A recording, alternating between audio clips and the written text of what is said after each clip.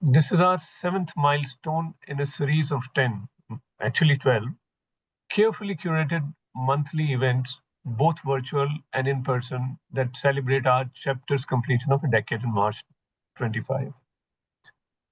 The Beyond 10 series is more than a commemoration. It's a forward looking commitment to elevating the practice of coaching to engage, empower, and energize our community of coaches and leaders. Um, Ladies and gentlemen, my name is Sandeep Kalra, and I have the honor of serving as Director of the Learning and Events vertical at ICF Mumbai Charter Chapter. And today, once again, have the privilege of being your host. I am delighted to share this stage with my good friend and co-host Dexter Wellis, our Director of Communities of Practice, as together we welcome you to this special gathering. With every event passing, we stand here witnessing the seed of collaboration, seed blossom into something much larger. The objective with which it started, a tree of impact that reaches far beyond boundaries. The proof is before us. Of the over 150 who have registered from 34 cities, of which 17 are overseas, this isn't just about numbers. It's about the spirit of connection, the flow of ideas, and the strength of a global community coming together. And the beauty of this collaboration shines even brighter when we look at our speakers today. Diversity and resilience are truly on display, perfectly aligned with the theme, with 3 of the 5 speakers joining from overseas chapters. In fact, one has joined around the midnight and will start her session at 1 a.m. US time, and another one joining for the fireside chat at 2:30. Truly, this is a moment that reflects what we can achieve when we embrace collaboration without borders. Our journey of cultivating trust and connection owes its success to the steadfast support of our members and the vibrant engagement of our audience, whose energy and participation elevated every session. Today's theme, Coaching for Resilience, Cultivating Well-Being in Every Client, could not be more timely. In a world of constant change and mounting pressure, resilience is not simply about bouncing back, it's about growing stronger, sustaining our well-being, enabling others to do the same. Let me now invite our President of ICF Mumbai Charter Chapter, Sanjeev Bhatia, to greet you, welcome you, and launch this vibrant red and gold October learning ship into coaching water. Sanjeev Bhatia, over to you. Thank you, Sandeep. Thanks a ton. Very good morning, afternoon, and evening, dear colleagues, fellow coaches, and the friends. It's my great pleasure to welcome each one of you to today's special gathering that is for exploration into one of the most vital capacities of our times, that is resilience.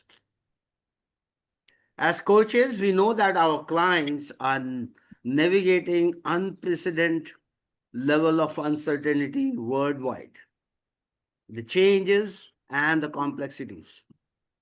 In such a world, resilience is not a desirable trait only, it has become a foundation of well-being, growth, and sustainable success.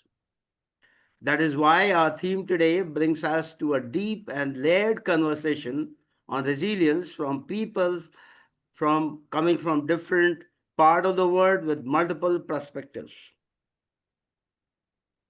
We'll begin with a coach's deep dive into client resilience, where we step into our client's world, understanding not only the struggles they face, but also the hidden strength that lie within them. As coaches, our role is to hold space for discovery, courage, and rebuilding their inner strength. That is all we know. And that's more is going to come from the speakers. Then we'll explore the resilience leader because resilience is not just personal, it's also collective. Leaders today are called to be steady anchors in turbulent waters, inspiring trust and stability. How can we, as coaches, help leaders to become role models of resilience, who in turn nurture it in their teams and the organizations? From there, we will turn to building resilience muscles, the practical tools for the coaches for us. Resilience is like a muscle, it's strengthened with practice, and that's about us. We will learn actionable techniques and frameworks that coaches can take strength and straight into their practice to help clients in up flexibility, adaptive capacities, and resourceful mindset. Later, as Sandeep said, we'll be witnessing a fireside chat with a coach and a leader from US and India on their resilience stories on what really worked for them. Yes, and finally, we'll focus on sustainable well being, designing a long term impact, because resilience is not just about bouncing back from a challenge, it's also about designing a life of balance, purpose, and well being that lasts beyond the immediate crisis. As coaches, we play a vital role in helping clients create that sustainable architecture of well being for themselves and for the system they serve. Friends, today's journey is not about building resilience for our clients, it's also about deepening our own practices as coaches. For in cultivating resilience in others, we too expand our strength, our presence, and our capacity to serve. I warmly welcome all of you to this exploration workshop. Let's learn, reflect, and grow together, because resilience at its core is about connection, possibilities, and hope. Thank you. Let's begin this inspiring journey now. Thank you so much, Sanjeev, for your inspiring opening remarks. You rightly mentioned it's resilience is not just desirable. It is essential, it's collective, it's about connection. And coaches can play a vital role in helping clients build and nurture resilience and safeguard their well being. And in the process, coaches also get an opportunity to expand.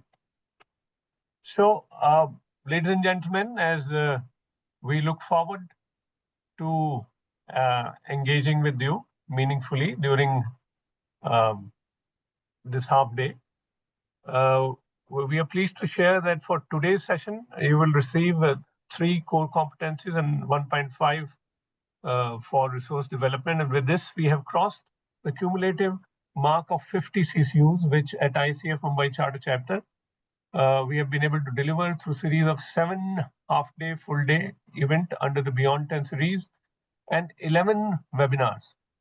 We will post the claim form for CCUs by the end of the event today.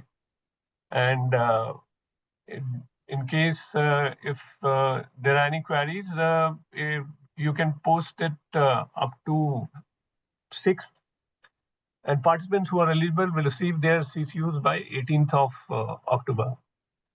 With me and Dexter in the hosting team, I have Nandini Agaskar, who Dexter has already introduced in the beginning. She helps us in tech and admin for all our virtual events. And she works very closely with the ICF Managing Committee.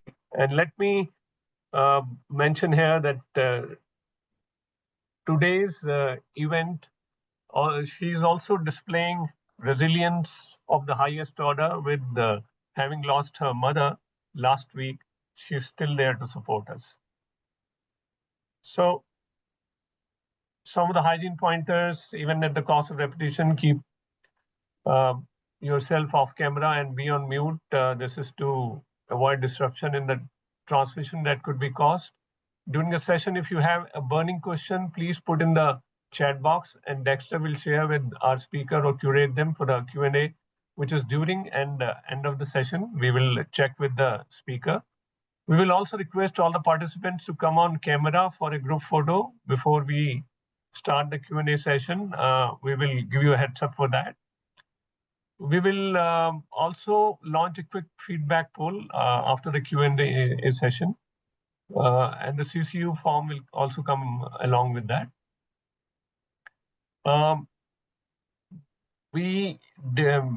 Time permitting, we may stay for 10 to 15 minutes for networking after the event is over.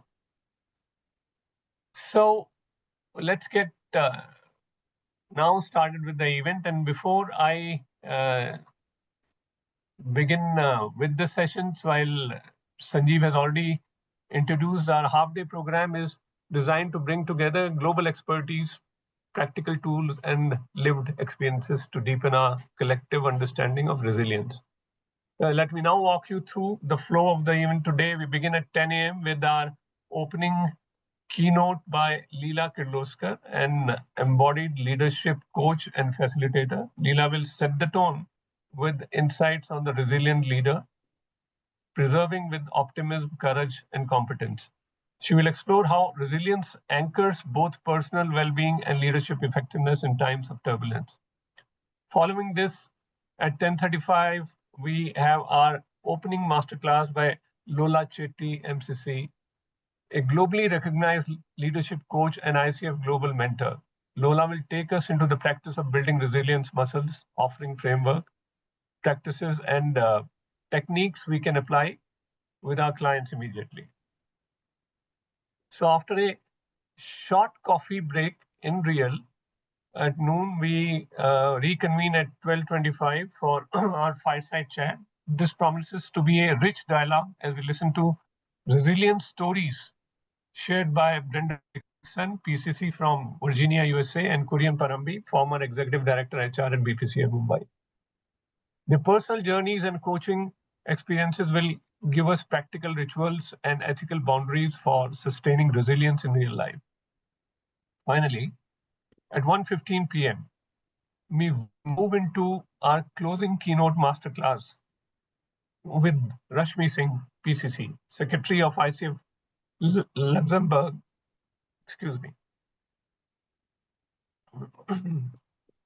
and a systemic leadership coach.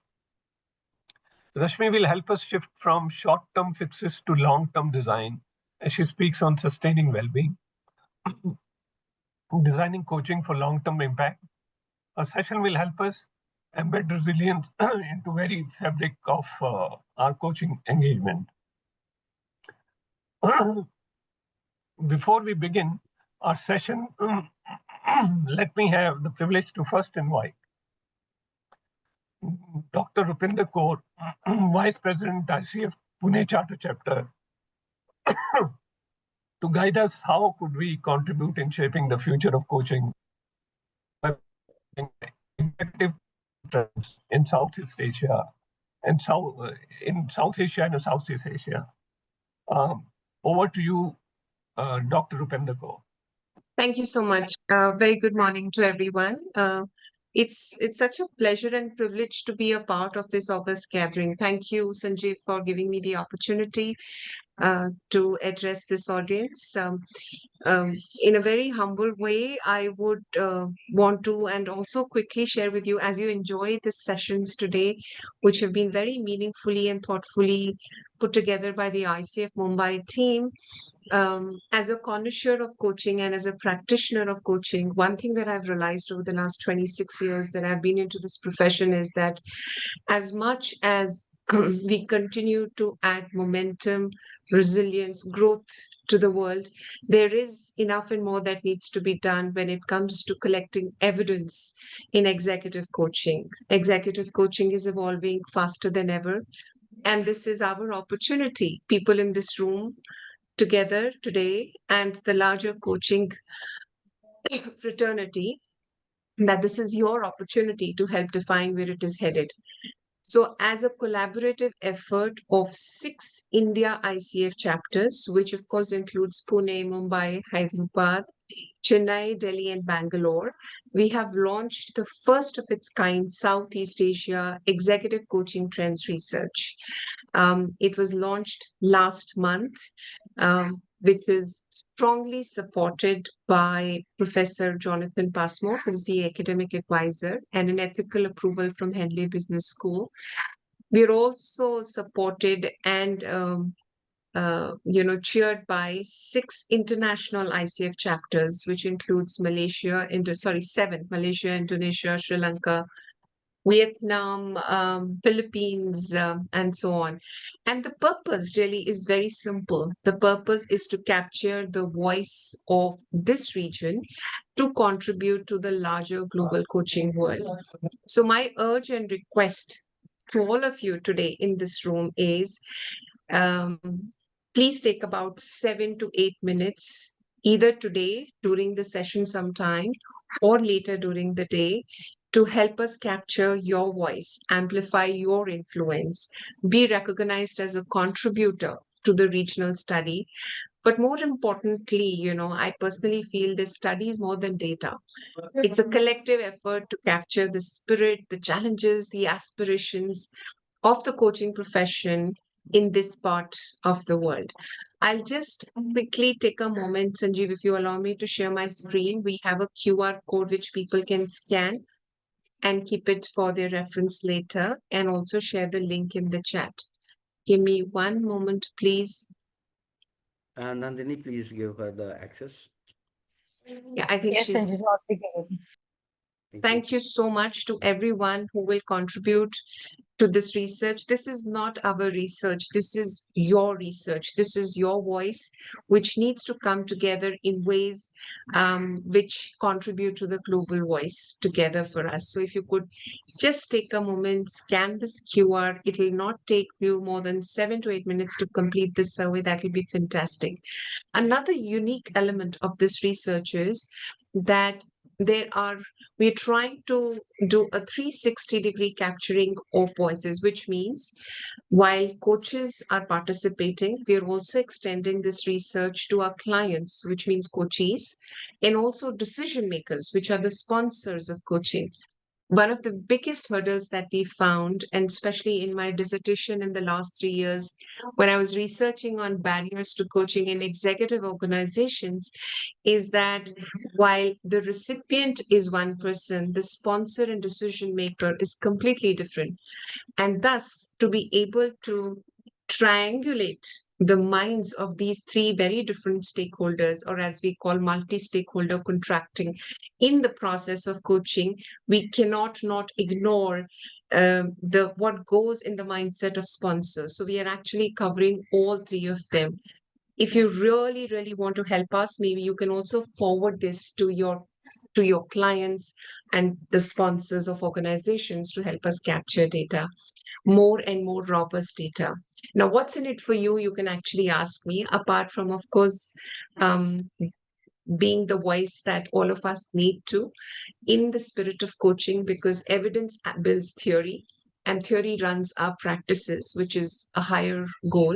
There are 2 very tangible what's in it for you if you participate in this research.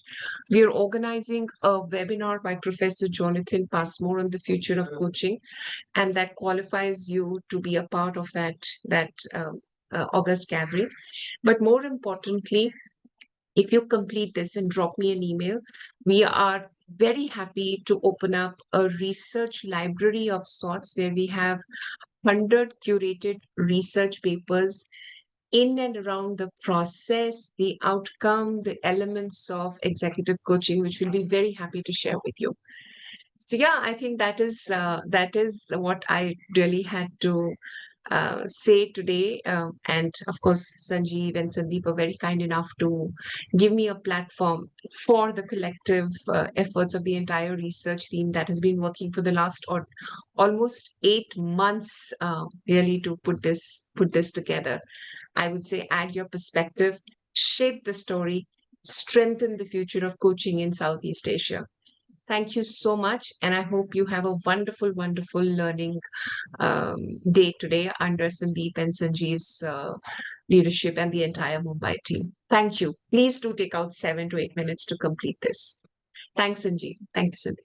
Thank you so much, Rupinder. It's always been a treat to listen to you, but you reinforce it again today and inspiring us all to become a part of this contributing journey for the future of coaching.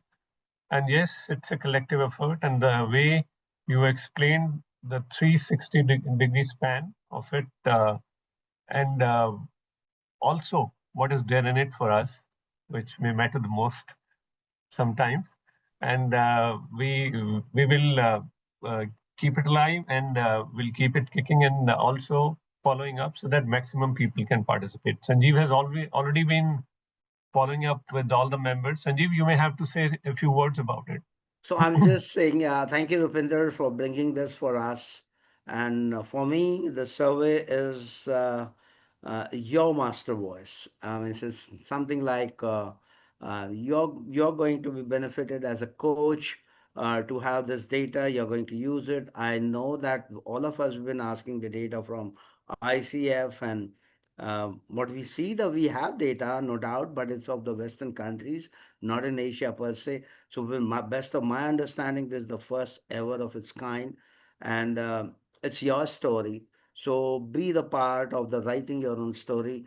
Yes, the book is going to be open for you, provided you participate. So, please get a copy of your own book written by you, your story, by participating in this survey. I'm sure there's a goodies which Rupinder talked about, and that goodie is quite good bounty for all of us. Thank you, Rupinder. Have a great day, and all of you, yes, enjoy this. And the 5 to 7 minutes is nothing. Not only you, pick up your clients, pick up your sponsors. I think they'll also be happy, and you promise them you're going to tell them a new story about the coaching in South Asia and Southeast Asia. Thank you very much. Thanks a lot. Thank you, Sanjeev. Thank you, Rupinder. And as we move on, may I now request my good friend Dexter Wellis, our Director for Community of Practice in ICF Mumbai Charter Chapter, to introduce our keynote speaker. Over to you, Dexter. Well, greetings to all of you once again, wherever you are in the world. And I'm really happy to introduce our keynote speaker, Leela Kirloskar. And it couldn't be a better person to have to talk about the resilient leader because Leela believes in spirited leadership. And she believes this helps us to commit to inspire, connect, engage, and transform every moment, every single day. So it's not just about once in a way, it's about every time, every day. And as an embodied leadership coach and facilitator, she works a lot with the CXOs and CEOs of the corporate industry and helps them find ways that are sustainable, powerful, compassionate, and meaningful, which bring vitality to every day and every moment, not only just to work, but to life and relationships. We are very excited to have you with us, Leela, and I thank you for agreeing to our request to be here. I wouldn't like to take away any more time from your session, so I'm going to hand this over to you, and we will be watching the chat box in case there's anything that requires your attention from there. But otherwise, feel free to use this time in the best way you feel it will be useful to all of us. Thank you so much. Thank you, Dexter, and thank you all for this wonderful invitation. I'm absolutely delighted to be here. I think it's been a while since I've spoken to a group of coaches like yourself. And welcome everyone from across the world. And I know you're going to enjoy the rest of the day ahead. Yeah. When Dexter invited me to speak on resilience, I think when I began to wonder what should I say, yeah, I figured that the best way to begin was a little bit about my story because I get a lot of questions about how did I become a coach? How did I become a coach? A lot of young coaches, in fact, approach me and go, what was your journey like? And I think when we look at life stories, whether it's our own or our clients, right, the thread inside all of this is resilience. Yeah. And I was wondering what's the story I can bring from my life. And I go back to many years ago, well before I became a coach. I used to actually be a lawyer. Yeah. So it's been a kind of a long journey since then. But I remember back then, even before I graduated as a lawyer, I grew up in a very protected household. And I remember promising my father, because I also had a very early marriage. I got married at the age of 19. So I was kind of halfway between my law degree. And my parents were very keen to see me married back then. It was an arranged marriage.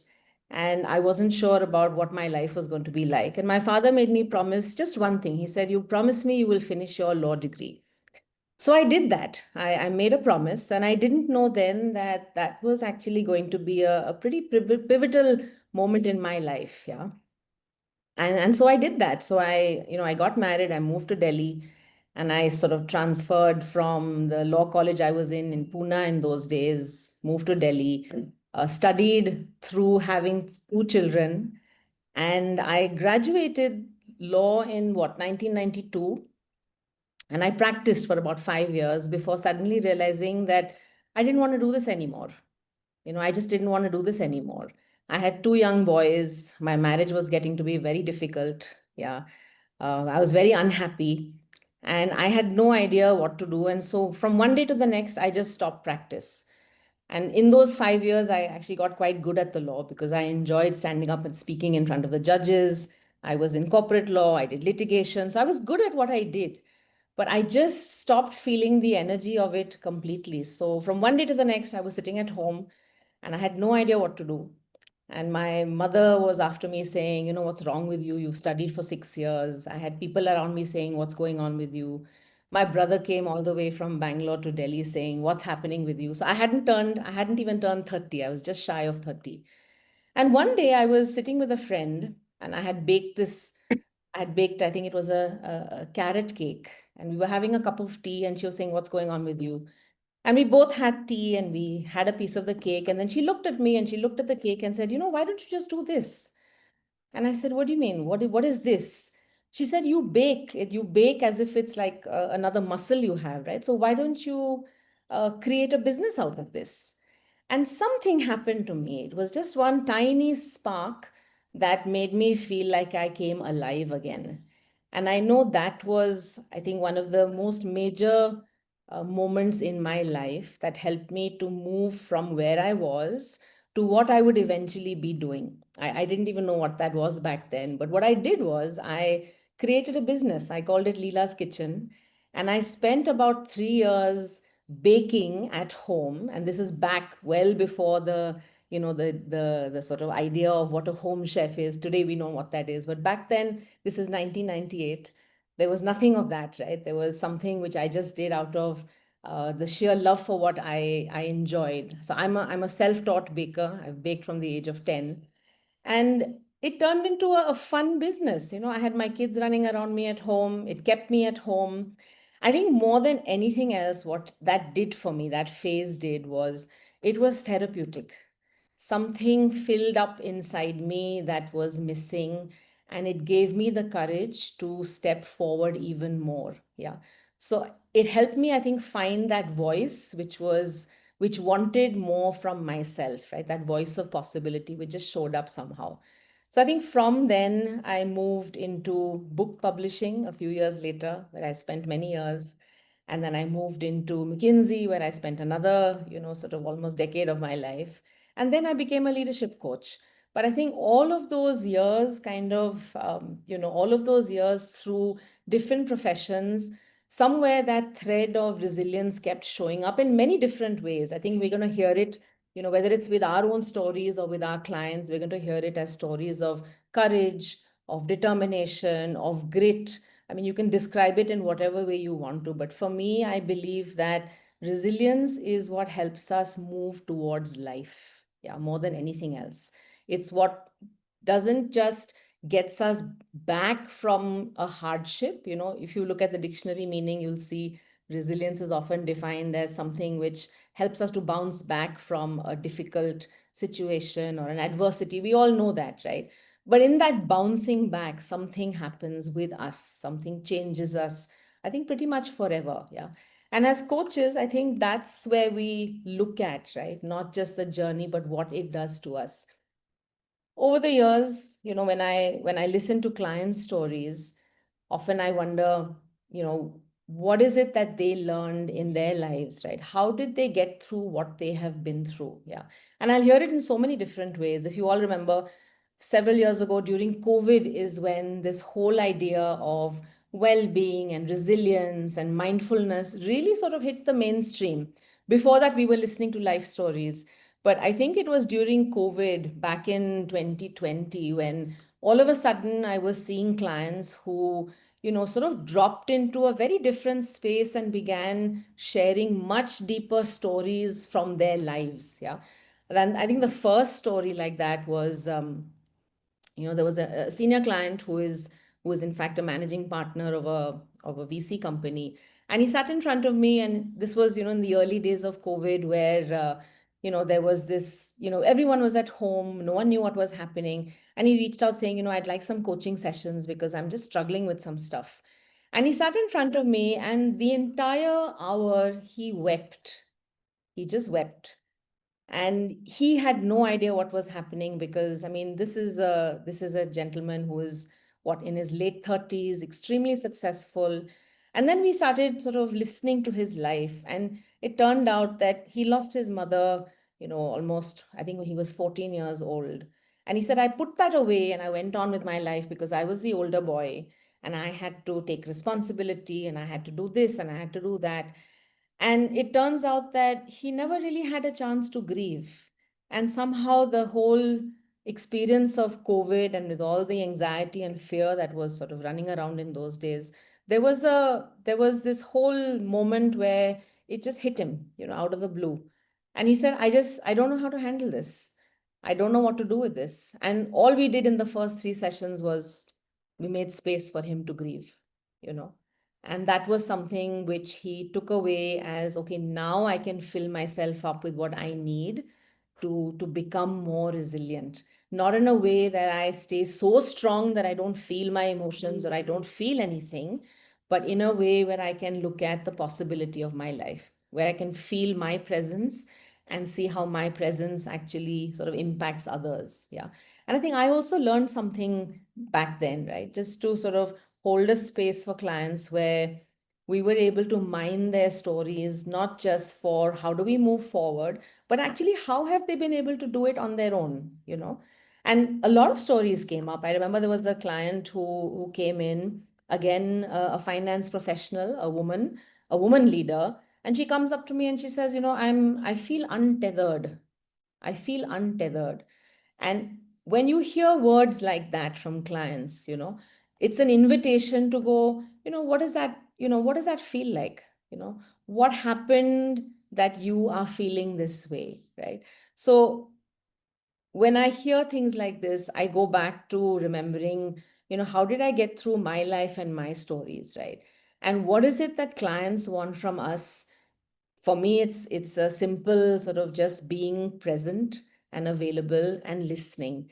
A lot of the times you'll hear, clients have cultivated resilience on their own, just like we have, right? There is something they're doing already. There's a founder I work with, on the other side of Bangalore, who tells me that, he wakes up at 5 in the morning and he loves coffee. So he's got himself a coffee machine and he grinds beans by himself at 5:30 in the morning, and he takes his time to sort of brew that lovely cup of tea, and he breathes in the aroma of coffee, and that wakes him up, and he sits by himself, whether it's dark or light outside, and he says, that's my hour that I spend with myself. And something happens where I'm able to then face into my day. And I think that's such a powerful story of how, all of us, I think, whether it's a client or whether it's any of us, how we actually begin to, notice what is it that not just brings us alive, that allows us to become present and available for others, right? Whether it's people we love in our lives, present and available to the work that we do, or to our clients. Yeah. So, in this sort of vein, I thought I'd create a couple of pages to just sort of, share with you all some of the things that I've learned about resilience. Yeah. About resilience and some of the ways in which sort of I've approached clients, right? So you can take that back with you. So let me just put up the page. And I promise it's not more than 2 pages, but here is, if everyone can see this, here is one of my favorite, quotations from a book called The Boy, the Mole, the Fox and the Horse by Charlie McKeesy. And this actually was published around the time of COVID, when we were creating, programs for clients which had to do with well-being and cultivating resilience. And this is a really special book which takes us through some of the hard times and goes like how do we sort of approach this. So it's a beautiful quote which says, sometimes all we feel is fear, but there is more strength and love inside us than you can possibly imagine. It's a beautiful quote. So what is about resilience? I think over the years what I've learned is resilience it's an energy, it's a quality and a value. So different things, because you'll hear it in different ways, right? If you hear it as an energy, you'll notice that people are filled with the energy of possibility, right? They've been through something in their lives and they're willing and able to move forward and see what else can they do, what else is possible for them.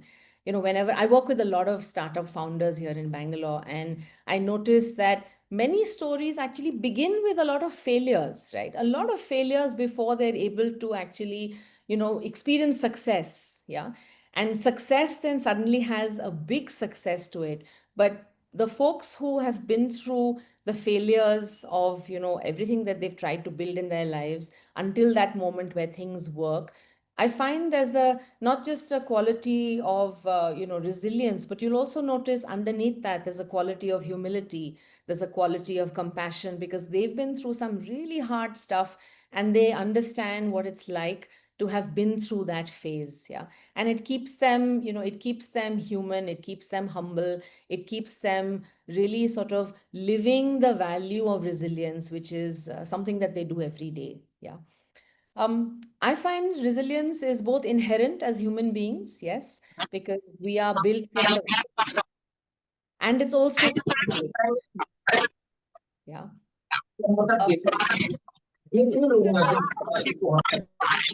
I'm Nandini, sorry. if we may, everyone to avoid any. Nandini, could you mute everybody else? Leela will have to then unmute herself. Yeah. I've muted everyone. Okay. Can you hear me now? Yes. Okay, so I was saying that resilience is both inherent and cultivated. Yeah. What I mean by that is it's inherent in us as human beings. We are built, we are wired for survival. Yeah. And in that process, in the process of survival, we often lose something. We lose the capacity to be, to feel our own emotions, because we are so busy sort of coping and, experiencing all the coping strategies we have to live. Yeah. When we become more aware of that, and when we begin to cultivate resilience in a different way, it's a softer experience. Yeah. So resilience doesn't shut out all the stuff that makes us human. It embraces all of that, is what I've learned. Yeah. And of course we cultivate it through practice. One of the things which is something I've learned quite recently is it sits at the threshold of healing. Yeah. So I'm also a trauma informed coach quite recently, and I've spent the last couple of years actually studying trauma and its effects, its impact on us, and seeing how so many decisions that clients make are made from the space of the wounds. Yeah. And what it takes for us to begin that process of healing trauma. Yeah.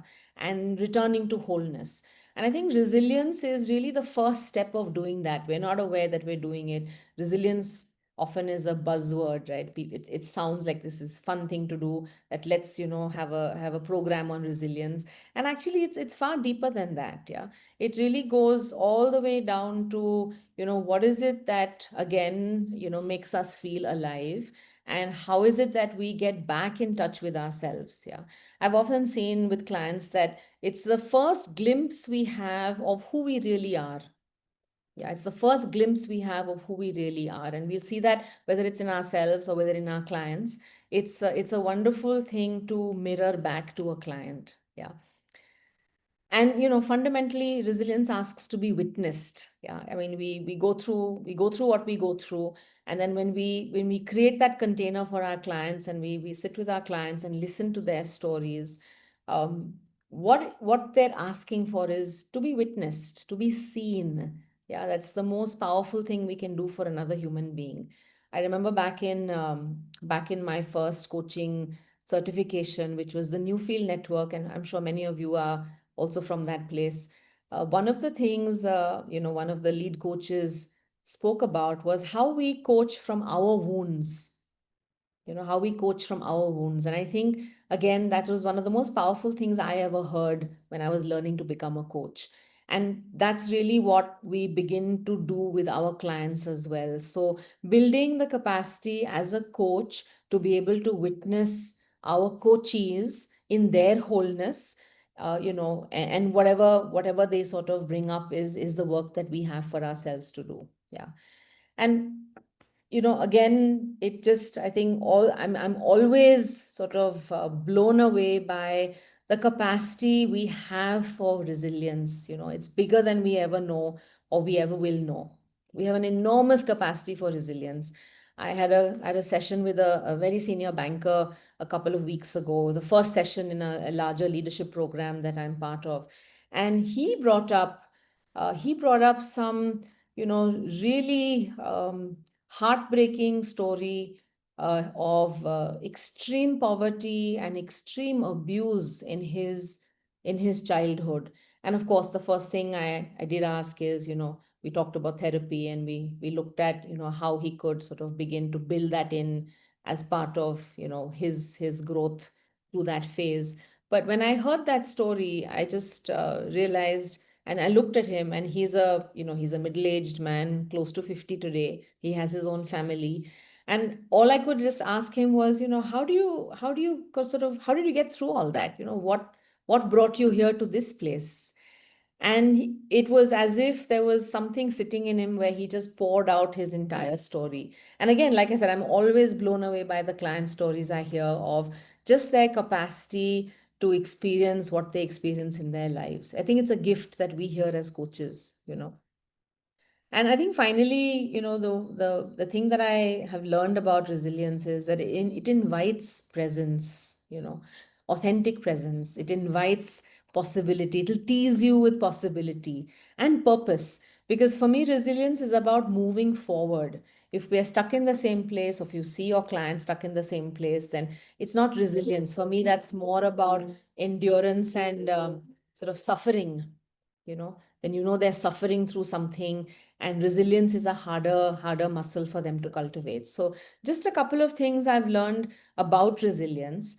And when I think of taking this forward to coaching, yeah, in coaching, and just what I can do differently, I think the first thing is just acknowledge all the ways it shows up in life stories, right? Whether it's my own, your client stories, like I said, you're going to hear different things. You'll hear small experiences that they go through. You'll see what they hold on to take them through something. You'll notice the words that they might use. Like I said, it shows up as grit, as determination, as just this whole sort of experience of wanting to live to flourish. You'll notice some of that as well. Yeah. I think fundamentally, as I said, life has two movements, right? One is we move towards life, or we move towards death. And those are the two things I look out for as a coach. And I believe that resilience moves us towards life. Yeah. I mean, in all the ways that I work with clients, one of the things I notice is how does it shape and build leadership presence. And I say that because a lot of times I work with women leaders who show up wanting to look very strong, for example. And there's often a brittle quality. There's a harsh quality to their language, to their, just the way that they show up. And then that life has sort of given them that experience, and maybe it doesn't work anymore. And through all the resilience that they've built in their lives, they've learned that strength is better than being vulnerable, right? But actually when they begin to dip into their own vulnerability, when they begin to open up, when they begin to soften, they notice that we can cultivate resilience as much through vulnerability as we do through strength, right? So I think those are kind of connected, but it's really important to notice. Yeah. um, and I think over time as a coach, one of the things I've learned is, it's important to take your time with the client. Yeah. I had a coach, a want-to-be coach recently, who sort of had a long conversation with me a few weeks ago and said, how do you structure your coaching process, right? Like, what do you do? And we talked about, okay, I do this for 6 months. I have so many sessions with a client. And then she was like, oh, okay, so in session 1 I will do this, and then session 2 I will introduce this, and session 3 I will do that, and session 4 I will structure that. And so I listened to her and I was like, okay, I mean, yeah, I'm sure all of that is useful. And then when do you have a chance to listen to your client? Because if you're doing so much, when do you have the space to sort of let go and listen to the client? And she kind of just paused and went, what do you mean? So then we had a conversation about, okay, how do we create the space for clients to take their time, right?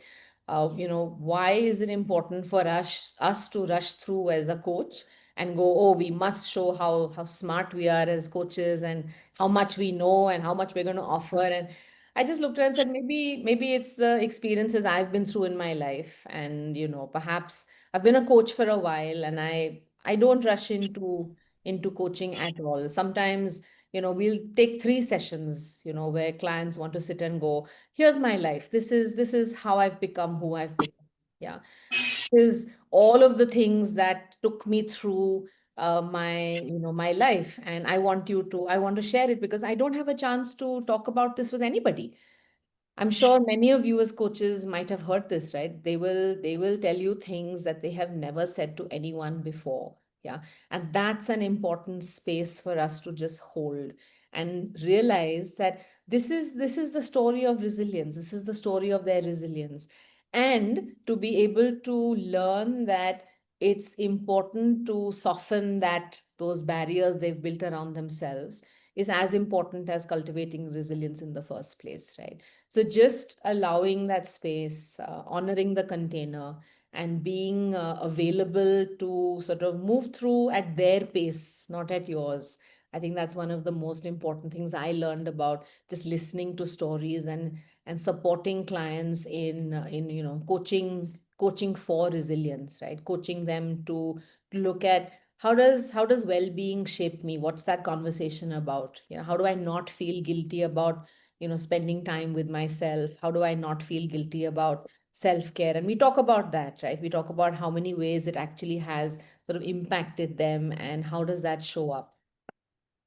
One of the fundamentals for me is in coaching, and especially when stories of resilience come up, because like I said, they will come up through the story, they will come up through coaching.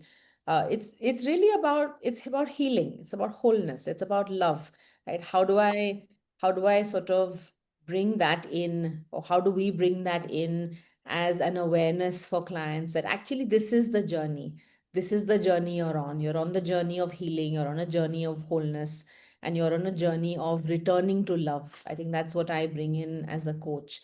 And it's amazing how, there might be the most senior people sitting in front of you, smart founders, really sort of dynamic, women leaders. And when you get to those human conversations, they just are very happy to just sit back and go, yeah, this is who I am, and this is who I like, how I would like to be seen by, people around me, and that's when what you've been doing is you've been helping them to cultivate resilience and come back to their wholeness, come back to the way that they feel more alive. I think that, I mean, that's the work that I do, right? Leadership presence for me is how do I get in touch with my own aliveness, and what are all the ways in which I can do that, right? And resilience is a very, very strong theme throughout that space.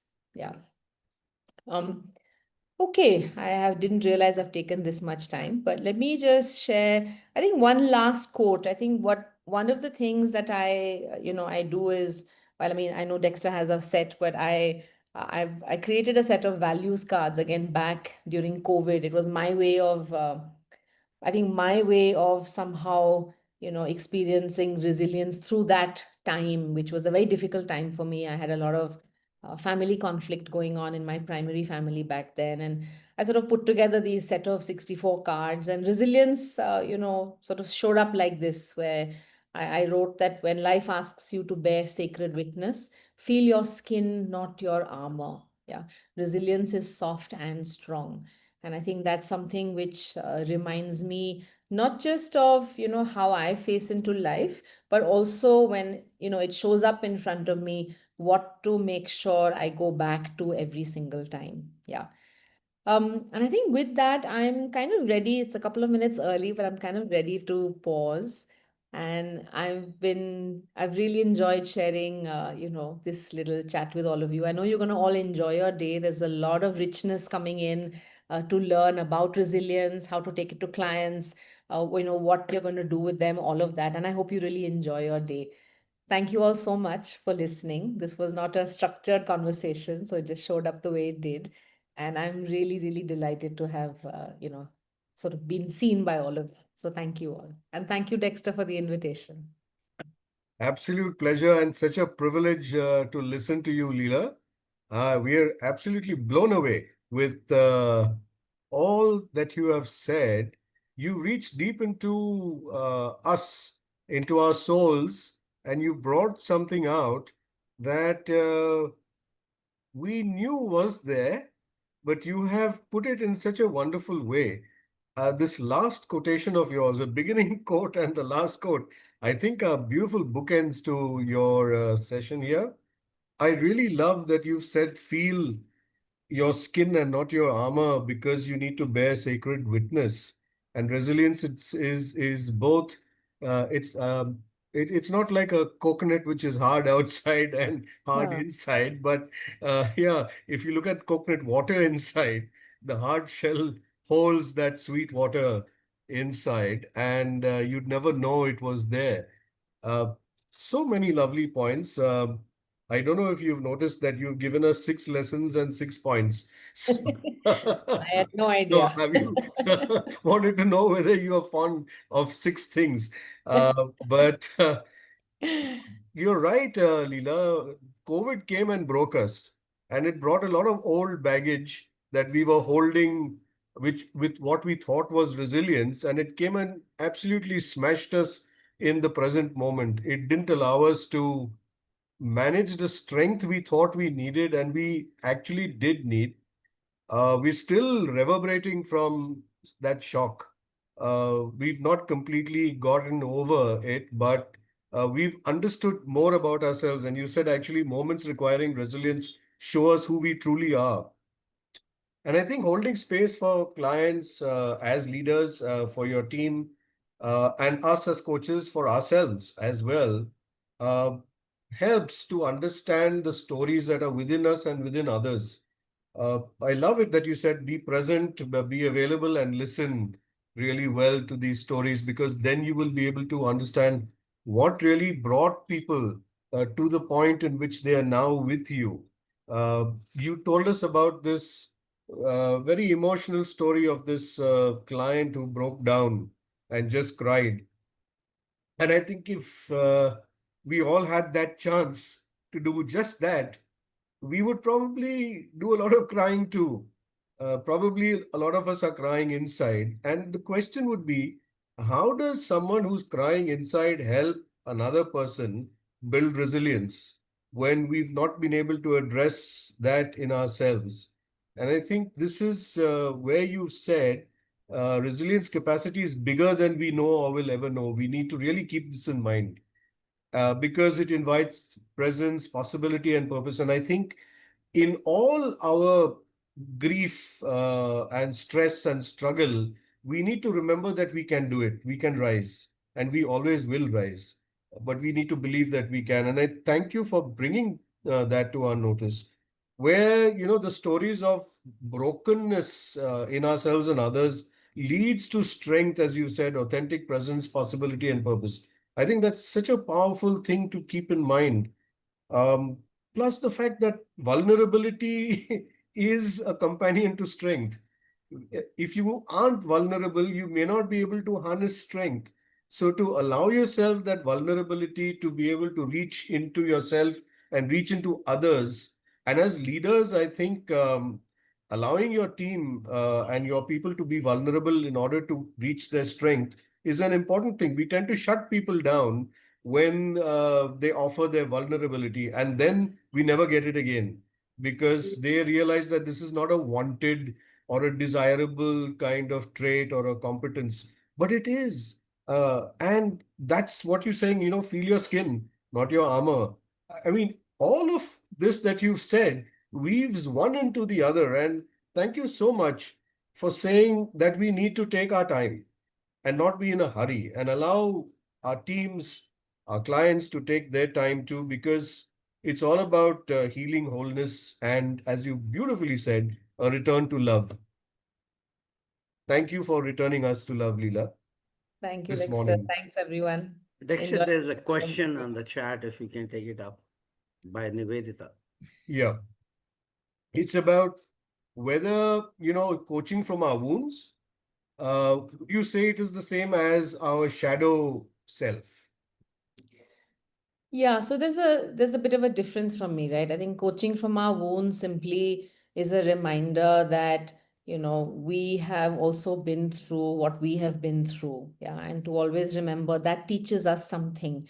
Working from the shadow self is well, we have to work on our shadow self to show up as a coach, which is very different from remembering that I too I'm on the path of wholeness, and it's always a work in progress. Yeah, it's always a work in progress. We're never going to be 100% right. We're always going to have something pop up, from somewhere in our lives to remind us that, yeah, we also carry wounds. And I think when we come back to that, we show up with our clients in a way that, sort of meets them where they are, not where we want to be, if that makes any sense. Yeah. Okay, I hope that clarifies the That, point. Yeah, thank you, Leela. That you're does. welcome, Nivedita. You're welcome. Thank you for the question. Wonderful. Okay. Any other question? I can see a lot of people are appreciating your session. If there's any other question, we can take it now.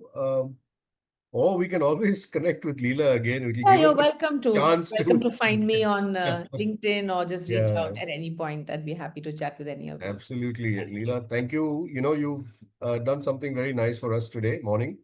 Set this tone off. Resilience can be such a funny topic. You don't really know what are the various nuances, and I think you brought out something really special right at the top of the day. So thank you for that. And just to show you our appreciation, we've got a small certificate of appreciation which Nandini will present, and then I'll send it to you as well. Ah, thank you so much. That's so This is beautiful. from all of us. Thank you. Thank you again, Leela. And I hope you will have the time to listen in for some of these sessions that follow. But otherwise, this is all being recorded, and we will alert you when it appears on our YouTube channel. So you can catch all of it over there too. Awesome. Thank you, Dexter. Thanks, everyone. Enjoy the rest of Bye. your Bye. day. God Bye. bless.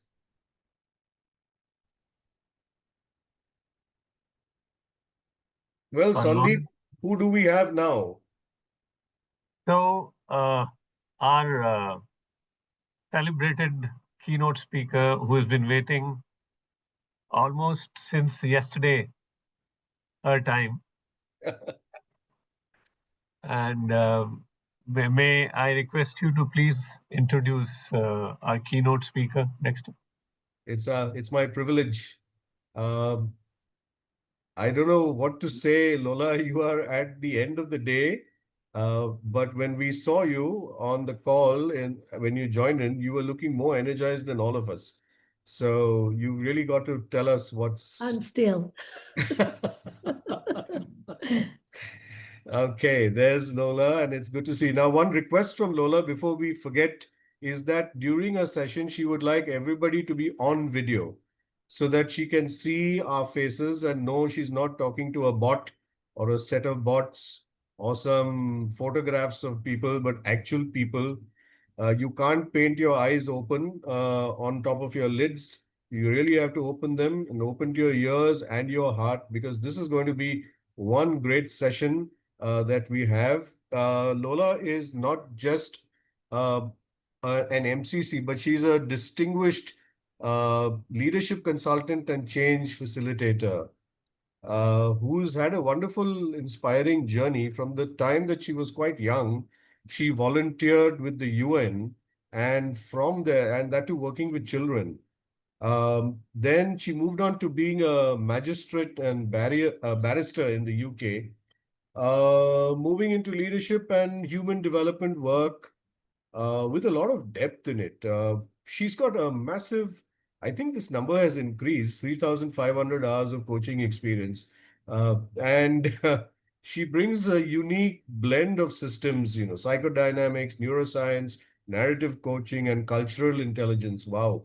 Into her practice. I can't even remember them. I don't know how you actually weave them all into practice.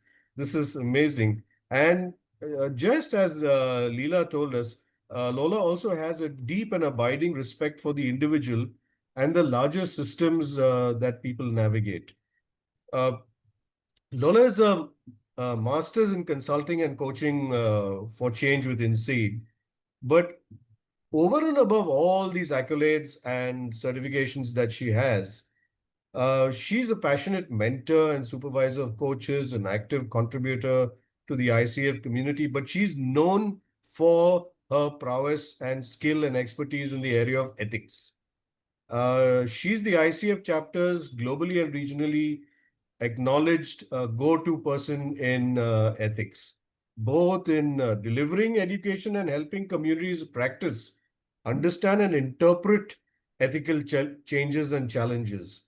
She also is part of a team at ICF working on the ICE statements, the insights and considerations for ethics, which accompanies the code of ethics to make it more understandable. So naturally, you'll understand that in her teaching and in her coaching, she emphasizes that ethics is more than just compliance. Now, we already heard about this when we had our session on ethics in August, but it's so nice that Lola is here to, take that forward. And she encourages reflection on values, contracting, conflicts of interest, which will emerge, cultural sensitivity, creating safe coaching spaces, and how ethical behavior is embedded in all aspects of coaching. It's not that you've done with CC1 and then you can go to the remaining competencies. I think ethics just follows you through every step of the way. So we are here today to listen to her talk about coaching for resilience, and we definitely can look into some great insights and perspectives. Lola, thank you for bringing your wisdom, insight, and experience to the table. I would like to hand over the session to you so that you can take us through your masterclass and help us feel that we have picked up something wonderful, special, and useful that we can take forward into our lives and practices as coaches and leaders and whoever we are listening into this. Thank you.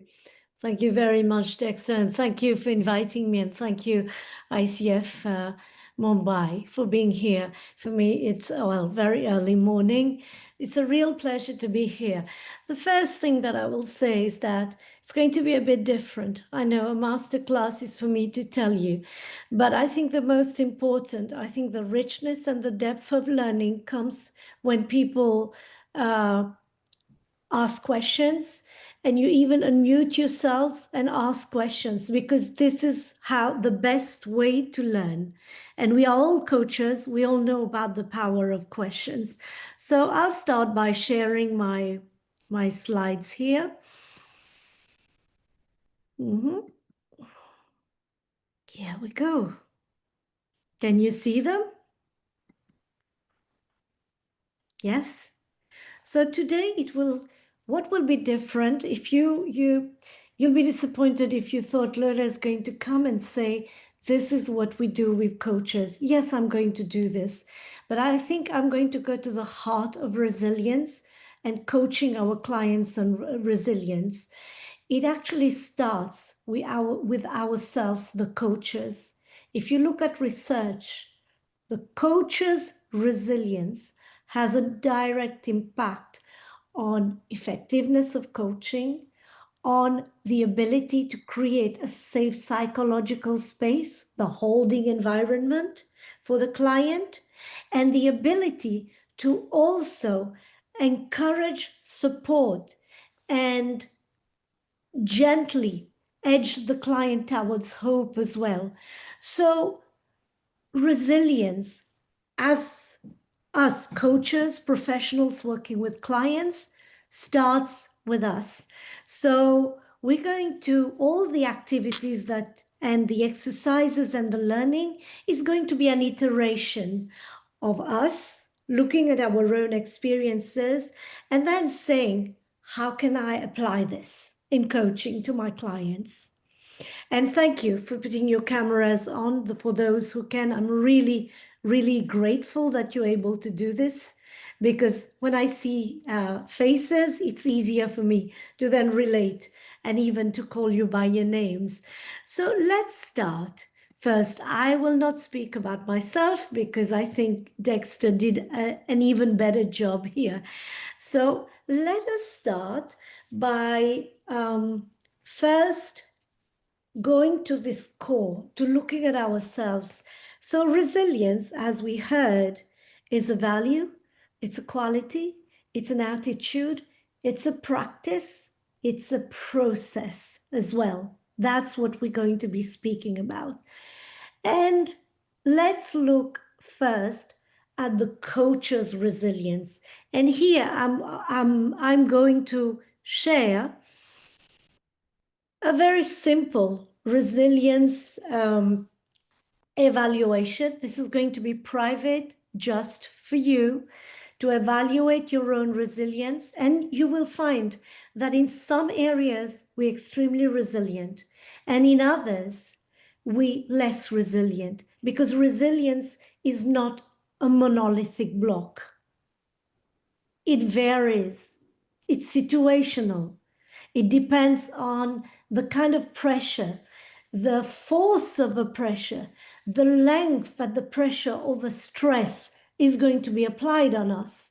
That the challenge, because when there's a challenge, it develops into pressure, it develops into stress, and then it's resilience that actually help us recover.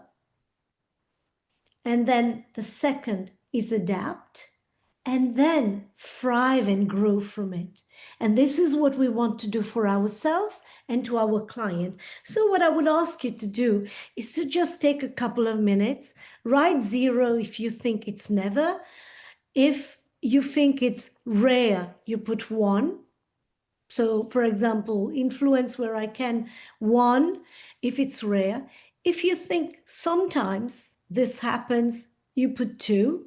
If you think it's if you think it's often, you put often, you put 3. 4, very often, and 5 would be almost always, right? But really do this for yourself, because as I said, this also impacts how we help our clients build resilience. Just take, a minute and go through number 1, put your score, number 2. And I'm not going to be asking you, because that's not the point. The point is for you to evaluate the areas of resilience. And if you want to know, you can go online and download it. And the NHS uses it, and it's the Nicholson-McBride evaluation. And by the way, please unmute yourselves and feel free to talk to me and to ask questions. You would not be disturbing me, because I think this is, we all equals here. As coaches, we thrive on equality. And this is how we are going to, relate to each other and enrich this. When you finish, let me know. Kind of raise your Hi, hand. Lola. What's the scale? Is it 1 to 10 or 1 to 5? It's 1 to 5. Thank you. So almost always is 5.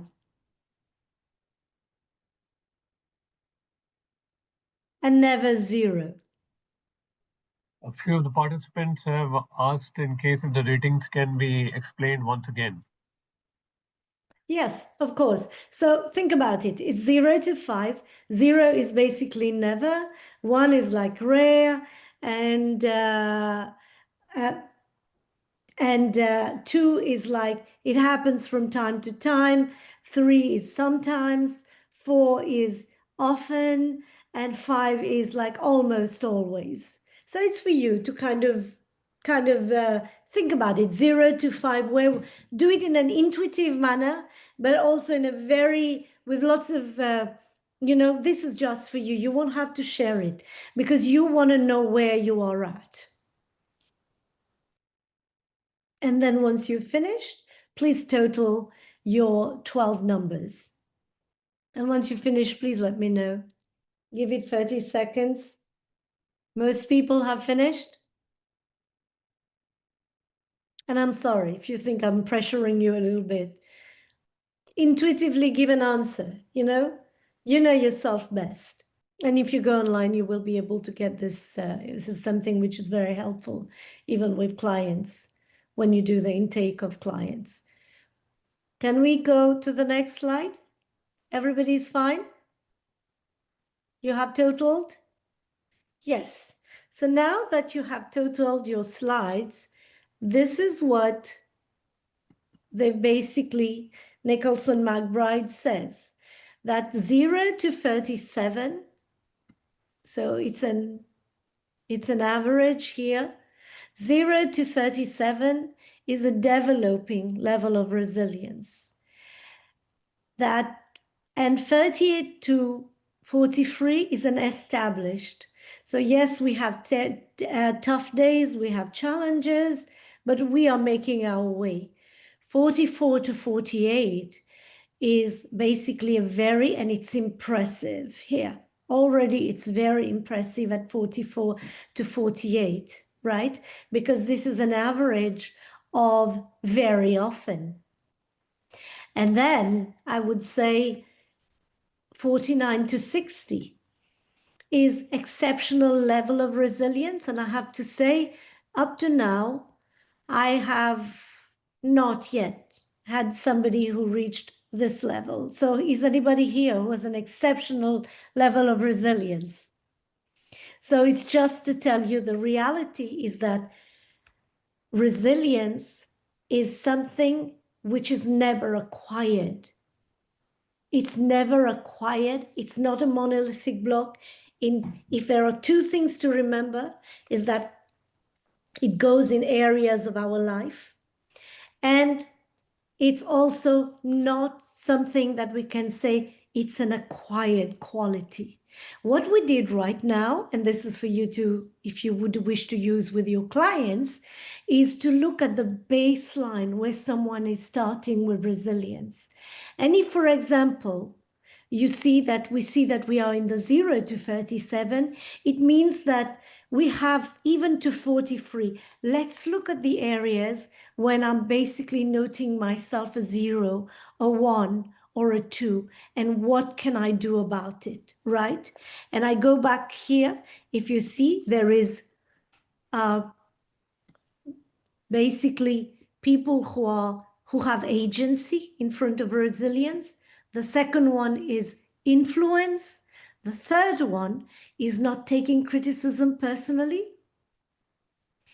The fourth one is keeping things in perspective, calm. And I think the last one is confident and secure in my own position. And what you notice here, the reason I came back to this slide is to show you that resistance is almost like a Venn diagram of the personal and the professional, right? It's personal qualities, professional qualities.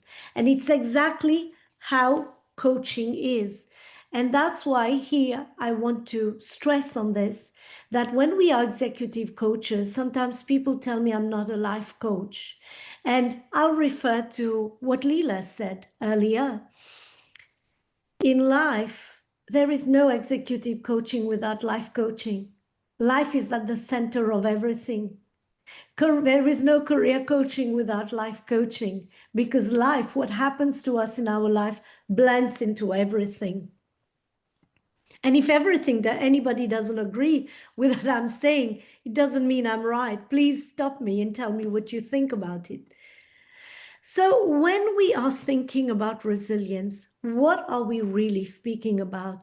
When all of us, we know that now, that life is a series of sad moments, sometimes very sad moments.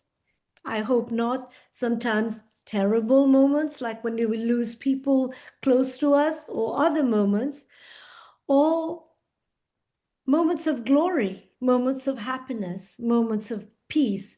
And all of us on this call can absolutely, I would say that with a lot of confidence, that none of us have known only one kind of life. We know that now, that when things go right, we know that there's a next cycle.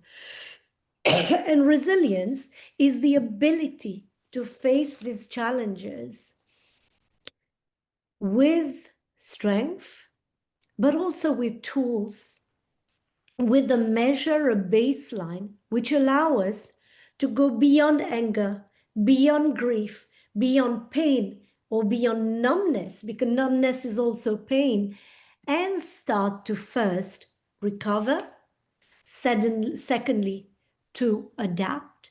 And this is what we aim for as human beings and as coaches. So if you think about it, do you know that today the WHO and lots of studies show that, for example, only in the US, 41% of employees report extremely high stress levels. And 66%, a third, literally, it's like 66% of the are suffering, right? Of a third of the world are suffering from stress. So if we look at resilience, think about it. It's not just an organizational cost, because resilience, what does it affect? And I'd love to hear from you. It affects performance, it affects effectiveness, but above all, it is a human cost, because it affects happiness, it affects how we can appreciate our lives, it affects how we can withstand challenges that come on our way, right? So there is no reason for me to go through the whole slide. We look at resilience. If people are not resilient, when they have pressure, challenging, very challenging situations, and this applies to us, we can experience mental health issues, depression, and but we can also develop, we can rebound, we can do better. And if you look, there is a really interesting research by two researchers called Tedeschi and Callum, who talk about post-traumatic growth. It's interesting, and that's why I'm mentioning to you, even though we're not speaking about trauma, trauma is part of the challenges that people face. And it gives a really good example as what are the factors that help in resilience and what they found. So it's Tedeschi, Tedeschi, C-H-I, and Calhoun, C-A-L-H-O-U-N. And what they found is that actually what helps people to bounce after traumatic stress is actually wisdom, personal and social support, and also basically what Leela did today, self-disclosure. By speaking about her life, speaking about her challenges, coming with full integrity, she made herself very vulnerable, but also she made herself much more resilient because that story doesn't scare her. And it's the same for our clients when they tell us something, but also for us, is to ask the questions. What is it that I disclose? What is it that I'm not disclosing? Right? At all, even to people very close to me or to a professional. So if ever any one of us is holding something very close to their hearts, it's time to start thinking of a way to put a name on it and voice it out or even journal it. Because by writing, by speaking, it's an act of strength, of building up resilience. Am I making sense up to now? Everyone, let me know, and if you have questions. So it's the ability, so Neenan and Dryden, so I quote research, it's the ability to face difficulty whilst remaining flexible, flexible cognitive, behavioral, and emotional responses. We retain all these good responses, right? It's not just the ability to bounce back. Resilience is a series of steps. In the first, it may just be about absorbing the shock. It doesn't happen in a day like, oh, I'm thriving after a day. I know I'll be able to go through it. So that's the nature of resilience. The reason I say that, it's when we are working with clients, it probably doesn't happen in a session when something has happened to them. It's about looking at the evolution through the session as well. Okay. So it's important for us as coaches to distinguish between symptoms. So when we talk about pressure being applied, because the nature of challenges is when a force is being applied to persuade, influence, or even intimidate us. About any of the challenges, what they did to you. So short-term pressure for the executive or even the other people can bring focus, concentration, adrenaline. So we prepare to fight or flight. We have energy, and we say, clarity in thought, motivation, performance, energy, define, literally drive, creativity or decisiveness. Stress can lower focus, concentration, has our brain completely overwhelmed, generates anxiety. Sometimes it gets to the worst, inability to process information, impaired decision-making, lack of creativity. And that's how coaches have to work on their resilience, because this is what they bring to the table with their clients. So it's not like speaking about resilience about a nice to have or a subject we have to know about. It's actually a process, a quality, and a muscle that we have to nurture, because it is the best of us that we can bring to the table, because we set an example, we're able to support client, and we create better contracts with our client. We all know there is a contract with the world, there is a personal contract, there is a professional contract, but there is also, very importantly, a psychological contract of safety.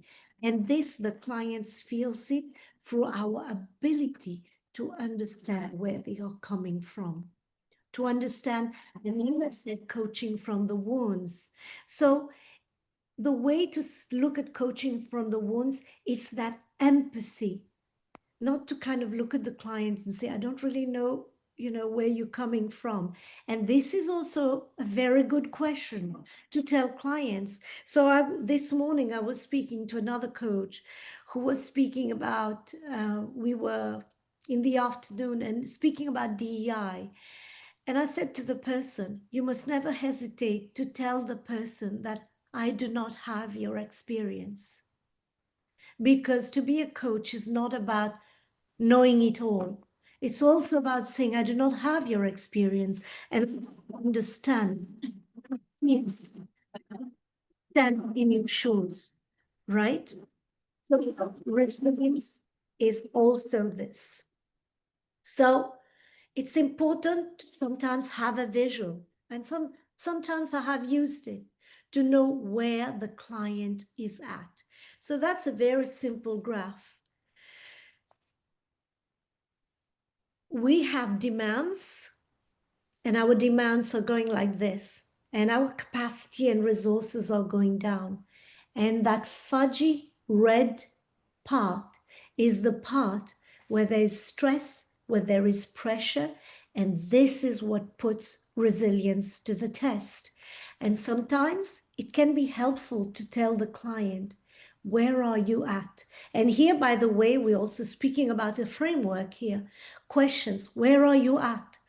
What is the gap between the demand being put on you and the resources that you have to offer? And what are your capacity? What are the resources? And coaching can start there. It can also start, tell me about the demand. It can go into having a wider perspective of what this demand is, because let's not forget, coaching is an expansion of thinking and perspectives and testing of our assumptions as well, right? Anybody who doesn't agree, please just say, I don't agree, or how is that going? I need to know how it's going. So I like people to kind of let me know, emoticon, and let me know how we're doing. Is everything all right? Everyone's following? Okay, thank you. Thank you, Nivedita. So this is one framework. So I hope, Dexter, this is what you asked me for, right? So let's look at research. The research, how to measure stress and pressure being foisted on us. Let's look at research. The best research, who knows about the Yerkes-Dodson curve, right? It's like this. And this is another framework that we can use with our clients. At the beginning, this is where there's performance and pressure. The pressure is very little. And you would have known this if you've worked in organizations and you're yourself, when there's not enough pressure, and we see that in children, they become bored. There's underperformance, and even for adults as well, right?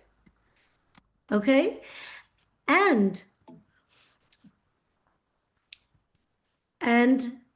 when the pressure goes, and as managers, we have to know how much pressure we can put, especially if we have to give back, we have to set a pace setters, have a pace setters leadership for a little time. So what is the optimum stress? And it's the same actually even on other people. The demands that we make on others, but also the demands that others make on us. And usually the optimum stress is where people can still respond. So this is the point where I said there's adrenaline. We feel that we are energetic. We feel driven. We want to get there, right? And this is where our clients are. They are delivering. This is the optimum stress. On the Yerkes-Dodson curve, this is where coaches have to start being very careful. This is the period of distress, right? Where the pressure is too much and over too long a period of time, because time also can erode resilience. Do you agree with me? How long the pressure is being applied or the stress. And in that moment, there can be an overload, right? I would say this is why it's better to work on resilience before pressure happens. When everything is still going more or less well, right? Here should be the place where we start working on resilience with our clients, because over time, that resilience will also be gently eroded depending on the force of the stress, the level of a challenge, the quality of a challenge, and also the time that it lasts. And once we see our clients going into having physical signs of stress, there is something which intervenes as a coach. Let's say the client is always crying, the client reports not sleeping, the client is visibly distressed. And we've had a few sessions, couple of sessions, we've seen that. And they start saying, I don't sleep, I can't eat properly. What does that mean for us coaches? Please unmute yourselves. I'd like to hear, please don't think it's good or bad. We all colleagues here.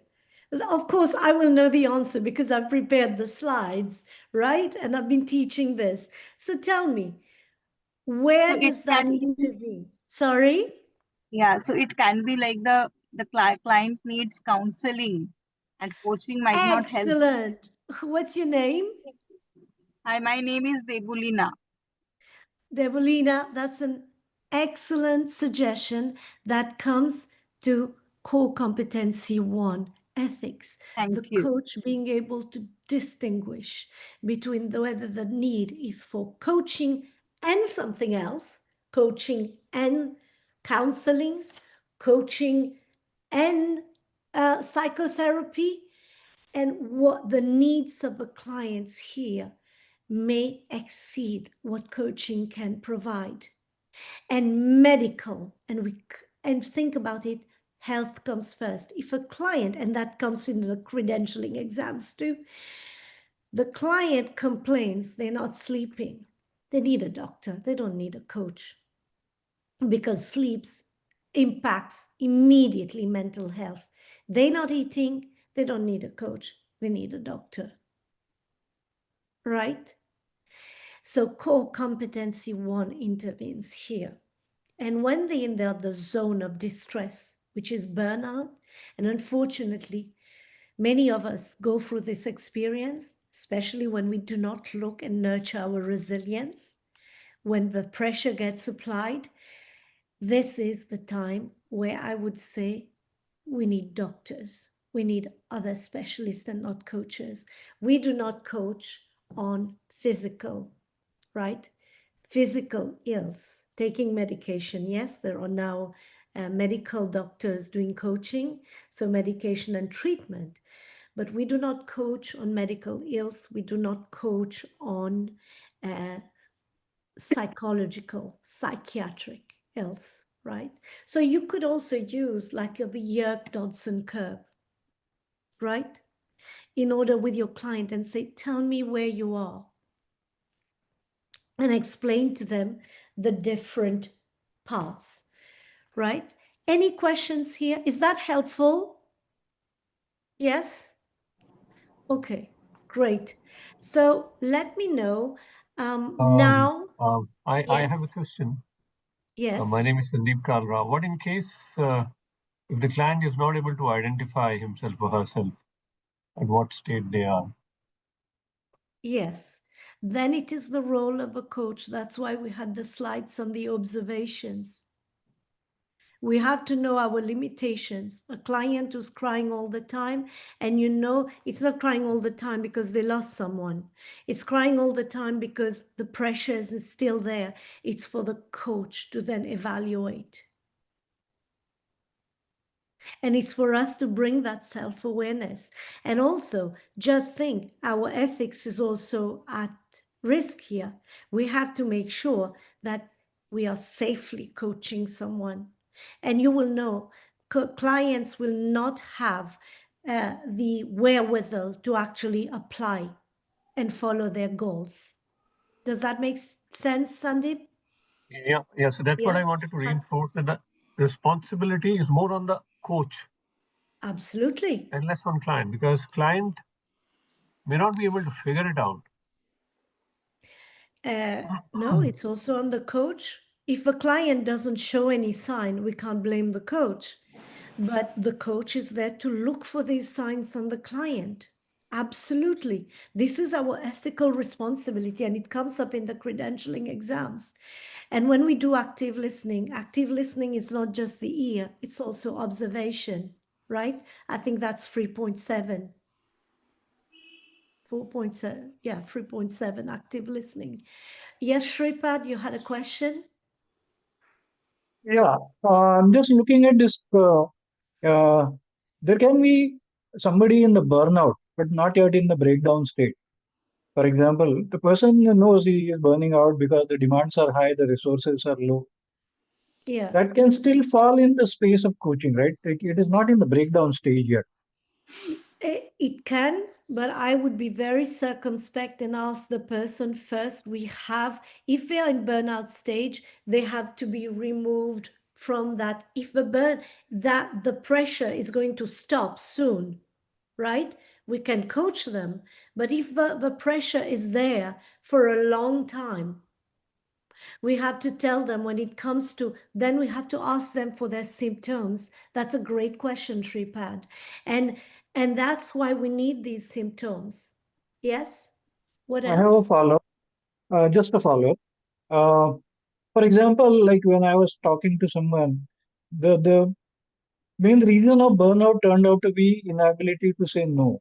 Person used to just say yes, yes, yes to everything that came on the plate without being assertively saying, no, I can only do this much and not beyond this. Yeah, And that was a solution that absolutely. person found out by himself. Absolutely. So in that case, you can coach the person on how to put boundaries. You coach on boundaries and you coach on assertiveness. But think about it, somebody who is burnout is very difficult to put boundaries with others. It's also to think about this, right? So it's Lola, about there's the a coach sorry. observing. Yes, sorry, Dexter. No. I was just going to mention that there is a question in the Yeah. chat box that says from Ramakrishna, is there any questionnaire tool to know where one is on the curve, especially to know if they are in eustress or distress? And this could probably answer Anuradha, who is asking, can you as a coach determine the state of the client more scientifically and objectively and not intuitively? So is there something like this that can measure Well, where you are?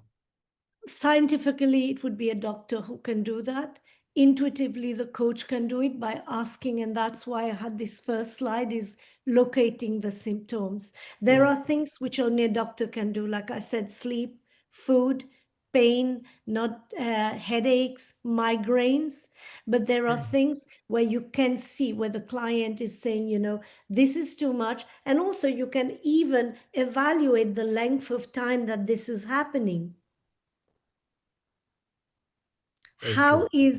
And we can build up, but the person can also get help.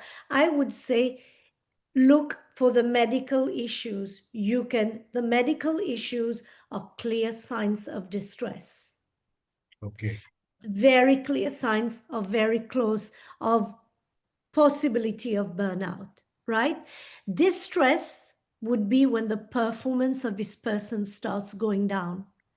And this is when they have to remove themselves from the source of the stress before it devolves into mental health issues or serious physical issues.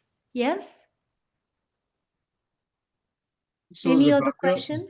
Zakaria says he's looking forward to what is probably to come in your presentation about building resilience in the client before stress actually hits them. Absolutely. Because building resilience is part when we do leadership development, when someone is also transitioning in a new job, this is a source of pressure. And building resilience, I would speak to my client about this. It's part of the executive portfolio of coaching to work with clients as well, right? So this also can be used. So we ask for frameworks. You could ask your clients, but also never forget, our role as coaches is also to observe and evaluate and to know, because ethically we are bound to do this as well. It's our ethical duty, right? So if you think about it, these are the things that you look for: anxiety, panic attacks, lethargic, hopelessness, depression, physical issues. You know that the client needs something else, right? Lola, I have a question here. Yeah. Like level of resilience of an individual person, like he may have different levels as we just saw in from the questionnaire. So won't these levels of performance versus pressure depend on what level of resilience an individual has? So depending on the person's resilience, I think he will fall into different levels on this graph. For the Yeah, same that's a good situation, a question. person may feel breakdown, but on the same situation, somebody might still be Yes. under, let's say, optimum stress. Absolutely. I will say it's not only the baseline, Sanjeev.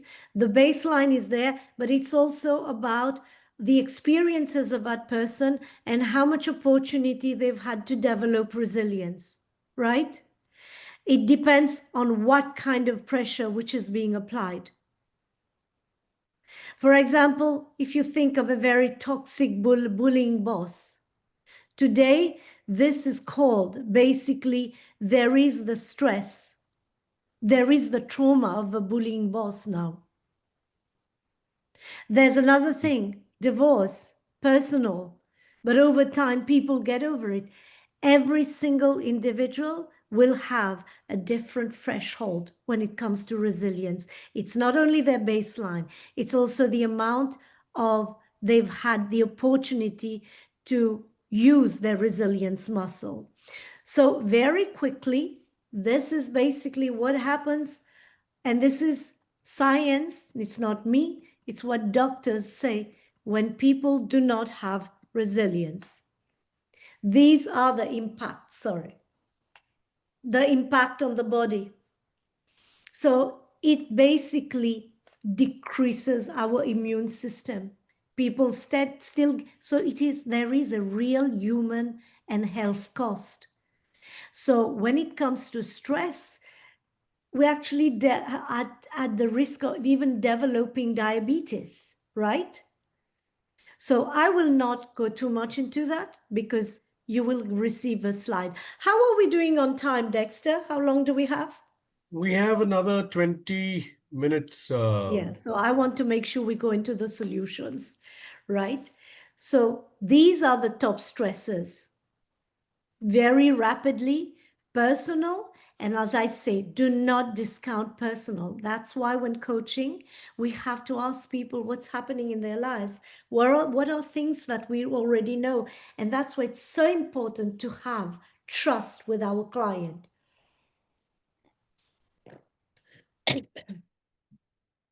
I'm sorry, my throat is so dry. So listen for intensification. Intensification and catastrophization. So when clients are deflated, I can't do that, self-blame, blaming others, excuse me, rumination, they go on and on, they say, I can't stop thinking about it, negative self-talk, intense inner frenzy. All this show that they are eroding even the amount of resilience, right? But you know, to say it is easier than to actually do it. And there, awareness. So you have a first.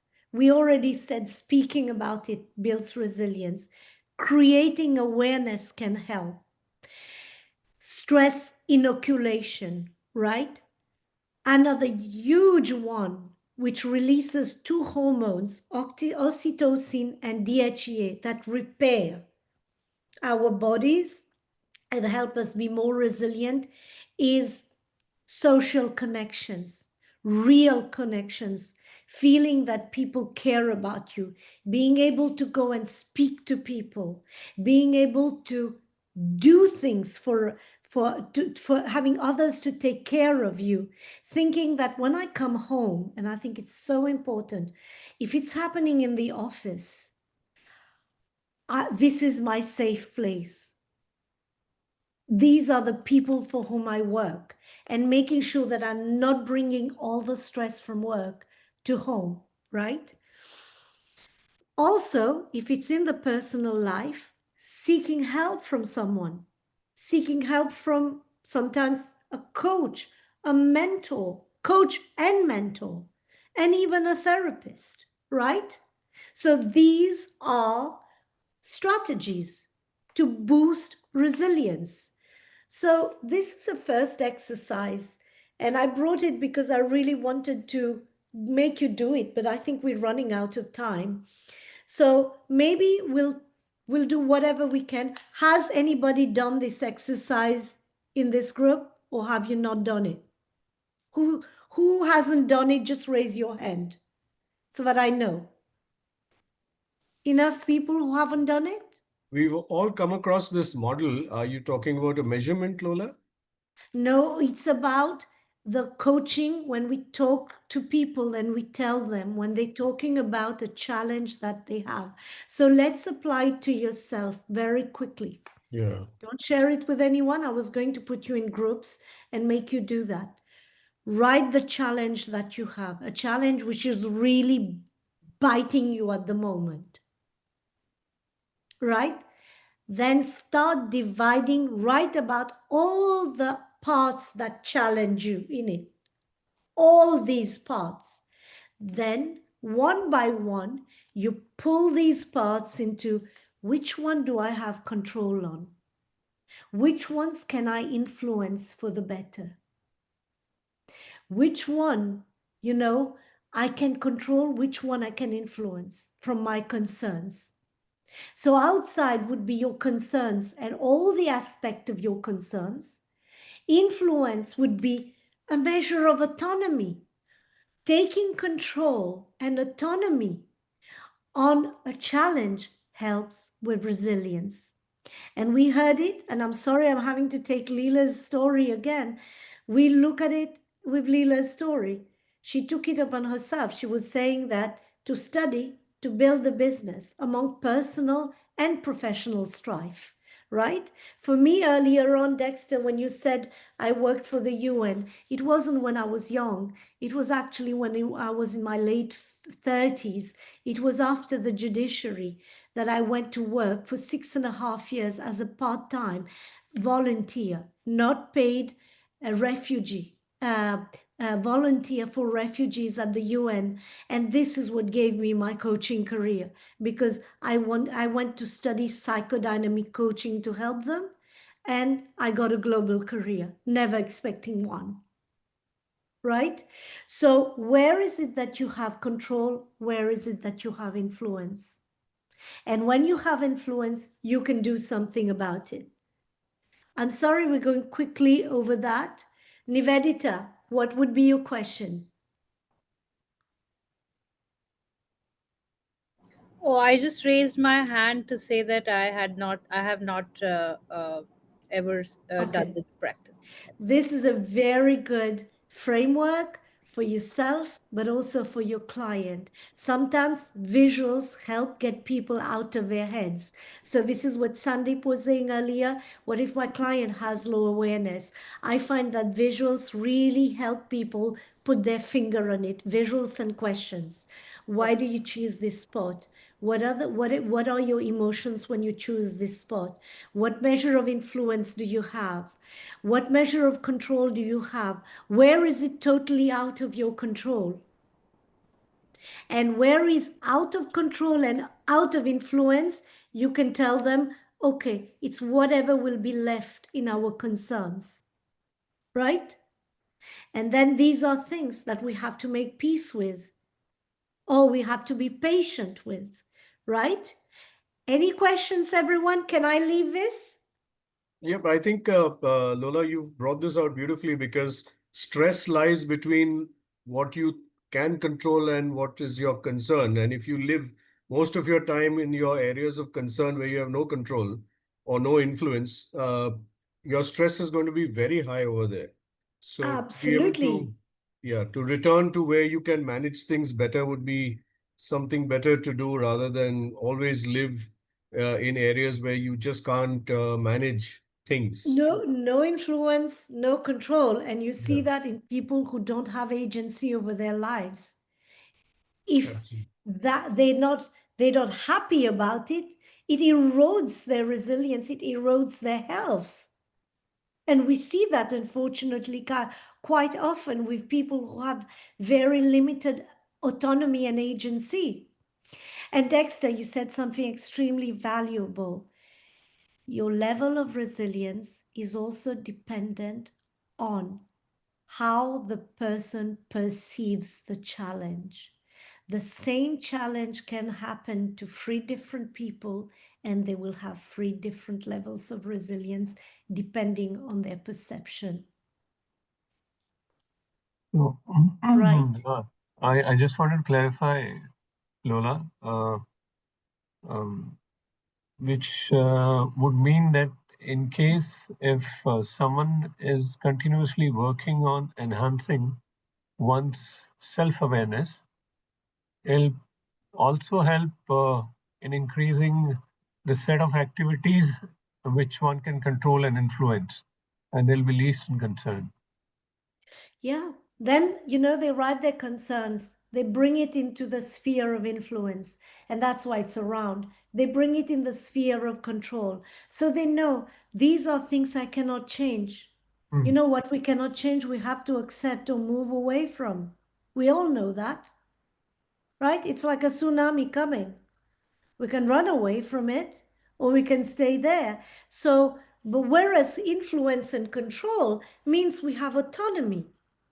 It means we can do something about it. And what Dexter said was really important. It's also about the perception. Some people look at a situation and say, I'm helpless. I cannot do anything. This person hates me, right? I'm working with a manager who's really, let's say, I've seen that, in teams, who's really has a really, is not very communicative. And somebody says, I can't work with him. In the same team, you have somebody who said, you know what, I'm going to go and seek him out, have coffee, and try to see whether I can develop a common, build a bridge. I'm not going to wait until the manager comes to me. I'm going to go. I'm going to use my agency. Perception matters. And this is where the coach can establish balance by bringing balance in the perception and also sometimes challenging dark pictures, which need not be so dark.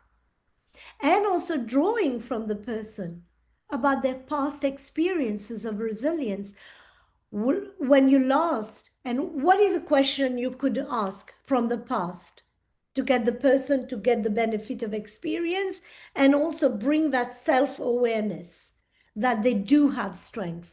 What is a coaching question we can ask? Don't be shy. I'm not going to say wrong or right. I'm going to say yes, another.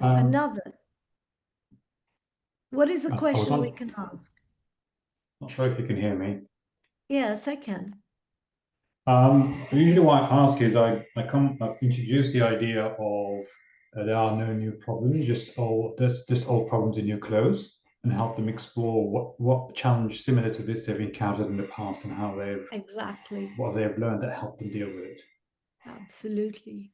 Let's reflect over the last challenge that you experienced as real pressure and stress. When you look at this, what did it do to you? What did you learn from it? What are the strategies that helped you? How could you bring some of these things that you did into this new situation here? may not be 100% possible. So Zachariah, you're absolutely right. We can draw strength because we have a baseline, but it's impossible for people not to have experience unless they've lived in an ivory tower. And even then, they could have had stress of living in that ivory tower, right? So think about it. Everybody would have had a measure of challenges and have had to get over it. So this one, I will ask you to please, I don't have time to go over it, to go into practicing emotional agility. And you can see it's the work of Professor Susan David. It's a really good book. I think it's an excellent book for coaching. It's about helping people draw into their sense of purpose, right? So one exercise we can do is help the client find their sense of purpose. What is your North Star in life? Who do you work for? Your family. You know, think about the number of people who draw strength because they have kids to put through school and they're able to basically move mountains. Think of mothers. And I know, you know, I read this story of this guy whose wife was sick and he basically broke a mountain. And that's in India, right? Yes. The guy who broke a mountain. Right. And this is resilience and strength because there was a North Star. And that's why, and this I'm sure you all know, do the values exercise, right?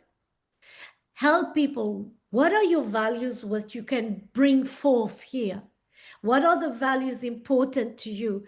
Connection, courage. Courage is important. And we can coach our clients on courage. You know, how can you arm your heart with courage, the courage of your values, of your purpose? So these are questions we can ask. So if we look at it, emotional agility enables us to thrive, enables us to be who we wish to be with limited hindrance, despite a complex context.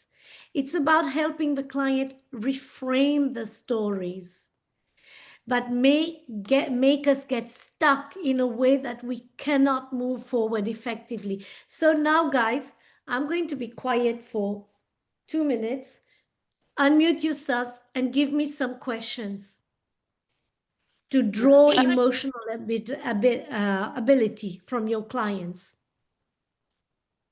to show them that basically they do have a baseline of strength. I have a question, but it's I'm not sure if it's around the emotional agility, but if you would allow me to ask it. Of course, and you don't have to ask for my permission. Please just Thank you. unmute yourself and say so. Thank you. I loved how you spoke about toxic leadership and people who are stuck in that situation, and I'm sure you got a lot of experience there and individuals who are there.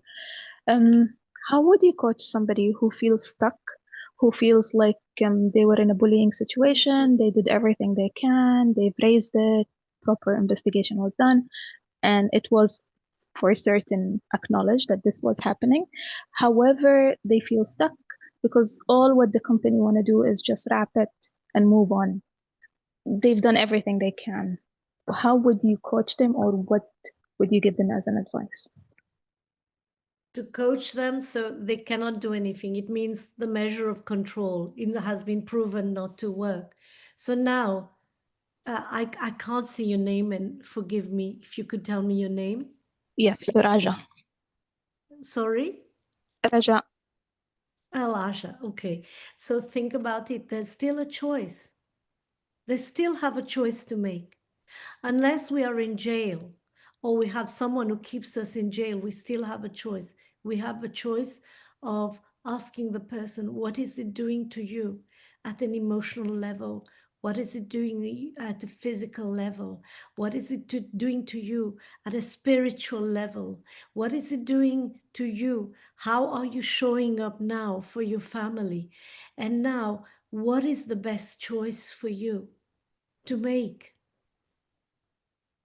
The person still has his feet or her feet? Do I answer these questions? Because we cannot change the bully. We only coach the person with us. We cannot coach the environment. Did I answer your question or did I miss it completely? No, you did. You did. I love how you said that they gain Yeah. the power back by saying, I still have an option. You still have a choice. You're not a prisoner. And if, for example, you have a higher purpose for your children, then you will basically say, okay, I'll see how much more I can manage this. To have a why is to have a light, to have hope in front of us. So here it's, of course, if somebody, it's not the case that Elisha has put in front of us, but it's about helping them recognize their emotions, asking them how they wish to show up, supporting them to develop courage. How is that action serving you? And then sometimes telling people, are you missing some perspectives here? Right? Because it's human to miss perspectives. It's not rude to ask this question. I don't have a 360 view on my life. Far from it. In certain parts of my life, I need a coach and I have one. And I need a mentor. It's being human. Okay, we can't look at every part of our life. So bringing our own reflection in the session. So if somebody, for example, says to us, you know, I need space, the question would be, how can we bring space for you in this session? I need peace and calm. How can we make sure that peace and calm is here in this session? Think about it. As coaches, we do a wonderful job.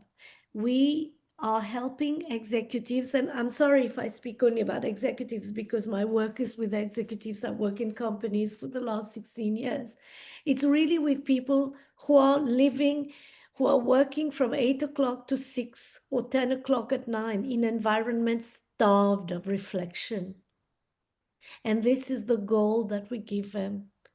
An environment filled with psychological safety, filled with listening, with compassion, with support, with challenge too, but also ability to help them reflect. Think of it, even as coaches, if we do not sit down and reflect on our practice, how do we know where we're going? And that's the reason every year for the last 16 years, sometimes twice a year, I've had a supervisor because it's vicarious learning from the experience of somebody else, right? So these are the strategies for resilience.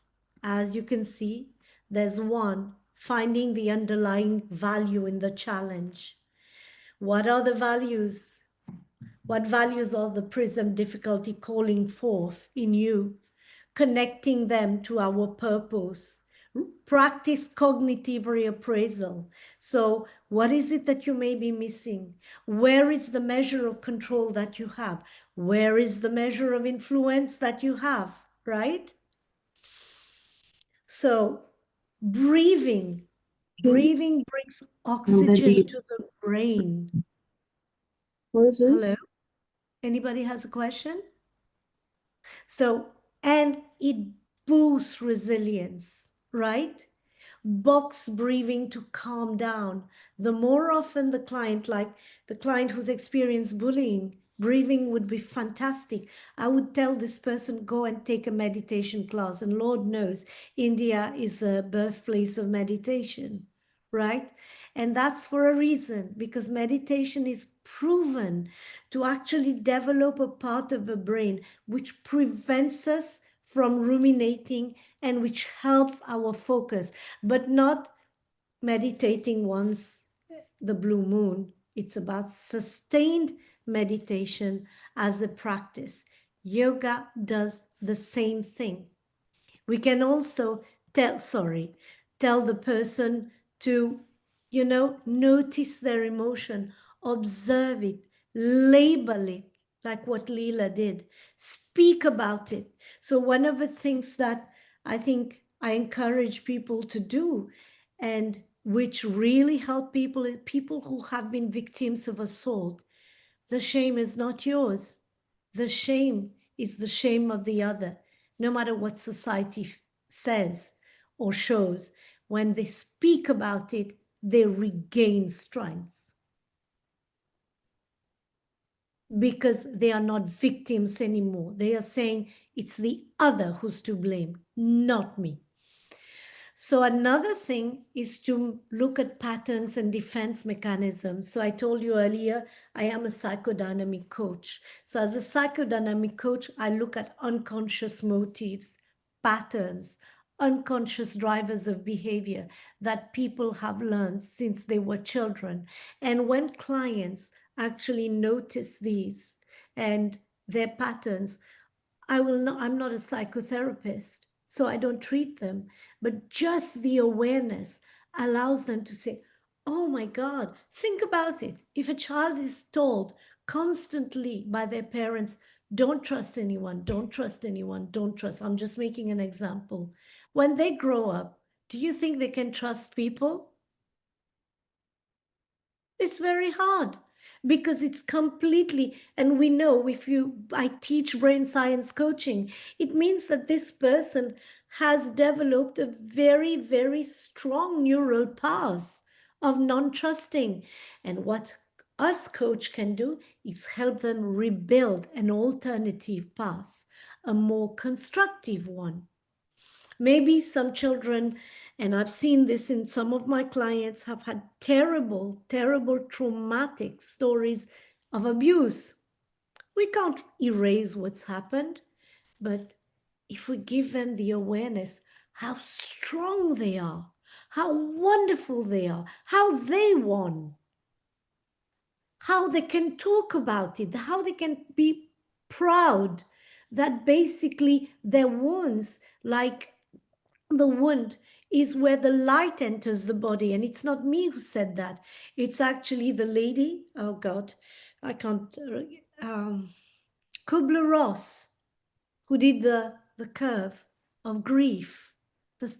Several, she said the wounds are where the light enters the body, because we may not be the same, but we are still whole, right? It's that coming back to wholeness. Other strategies, meditation on self-compassion, empathetic questions. So give me a question that gives the person courage, even in the worst of situations. What is one question that you use to help your client who said, I can't, and is hesitating and says, you know, I can't face up, I can't put boundaries, I can't stand up? What is a question we can pose to the client?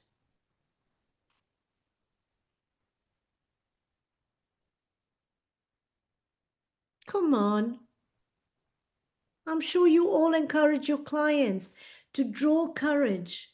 Imagine if you say, I can't, I don't. You say, imagine, tell me about somebody that you love, that you care about and feel so protective about.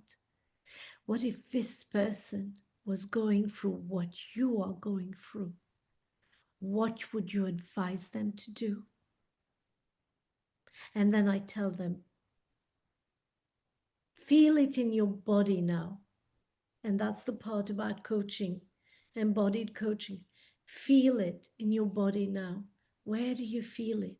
It's always the heart. Because courage. Think of your kids. For those who have kids, nephews, nieces, parents.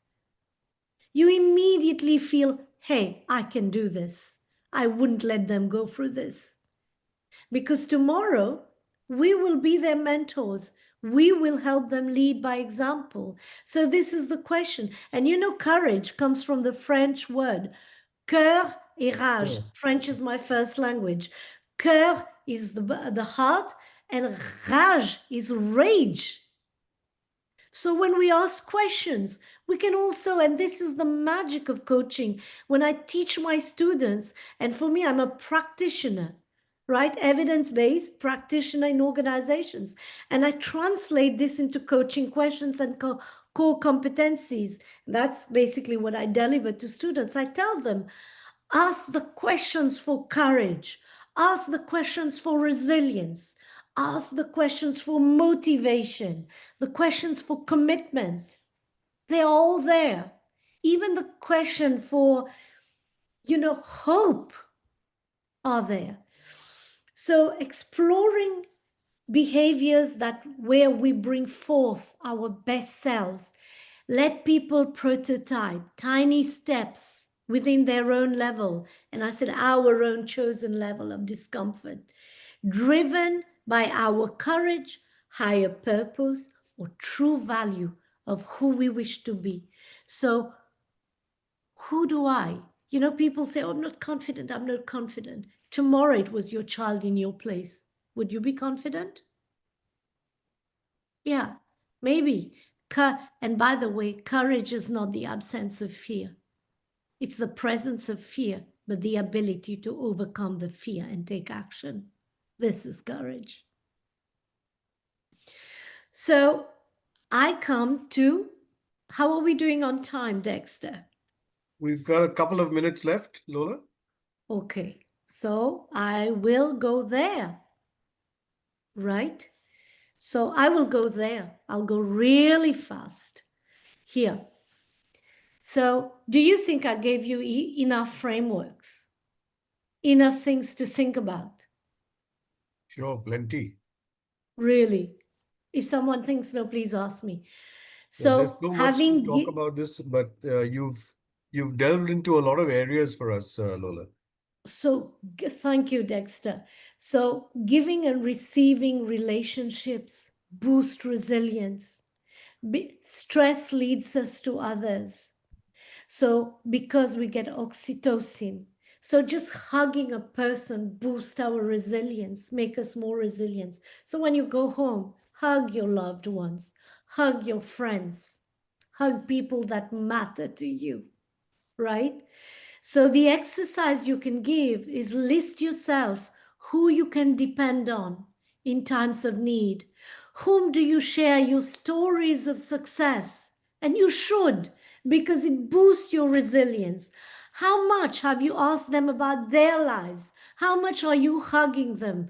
Because when we hug, and we had people hugging and MRIs looking at their brain, you see the oxytocin, the serotonin, the delusion, all this boosts resilience in human beings.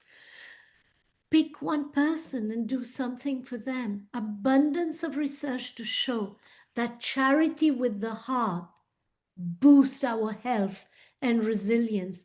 Doing a good act, smiling to someone, being genuinely, not saying, oh, I'll do this because, doing something without expecting to receive boosts resilience.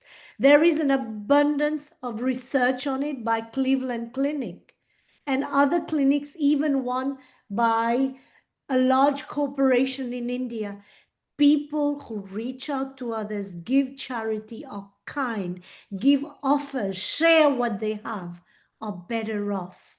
They are boosting their baseline for resilience.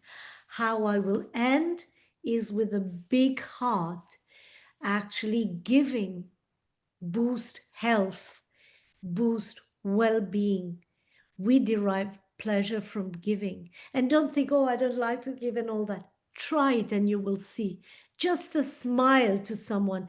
Generosity is more than a kind gesture. It leads to what we call the helper's high, according to research. And it gives us a deluge of oxytocin, the love hormone, strengthening bonds, fostering trust and resilience. Dopamine triggers the brain's reward system, giving us a sense of pleasure. So it gives us the boost our baseline increases, serotonin helps improve mood and reduce stress. Actually, I will tell you something. The best experience, formative for me to have, I was in the judiciary before, but I became a housewife for 9 years. And then I went back to uni. But I went back to uni when I started working with the kids for free. And this is what changed my career. And I truly believe it boosted my baseline for resilience and courage. It doesn't mean it's over because I did this. I still need to do more. Resilience is to be nurtured.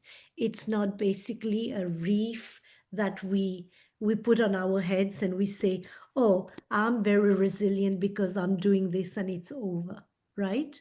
So, guys, at this, I thank you so much. Am I finishing on time, Dexter? Yes, you are. And I'm going to, can we take a picture, please? Yes. Nandini, this is a good time. And I would love to have your feedback because I've just arrived in America. No one knows me. And if I could have your feedback, I would just be the happiest girl in the world because this then shows to people that the work that I'm doing, just write it. Ask me for a connection. I love being connected to people. Give your true appreciation of this workshop. So any questions, any remarks? Thank you, everyone. Yeah, Nivedita says, please do a longer session for us at some other time. So, Oh, I would love and to. people are I would saying you love carry to. a lot of passion for coaching, and you've actually demonstrated coaching by the way you've asked us questions during this session itself. Oh, thank you. That's so kind of you.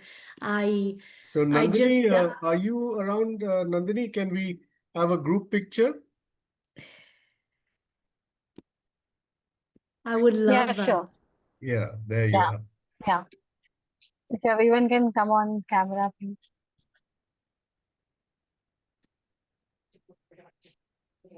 Thank you.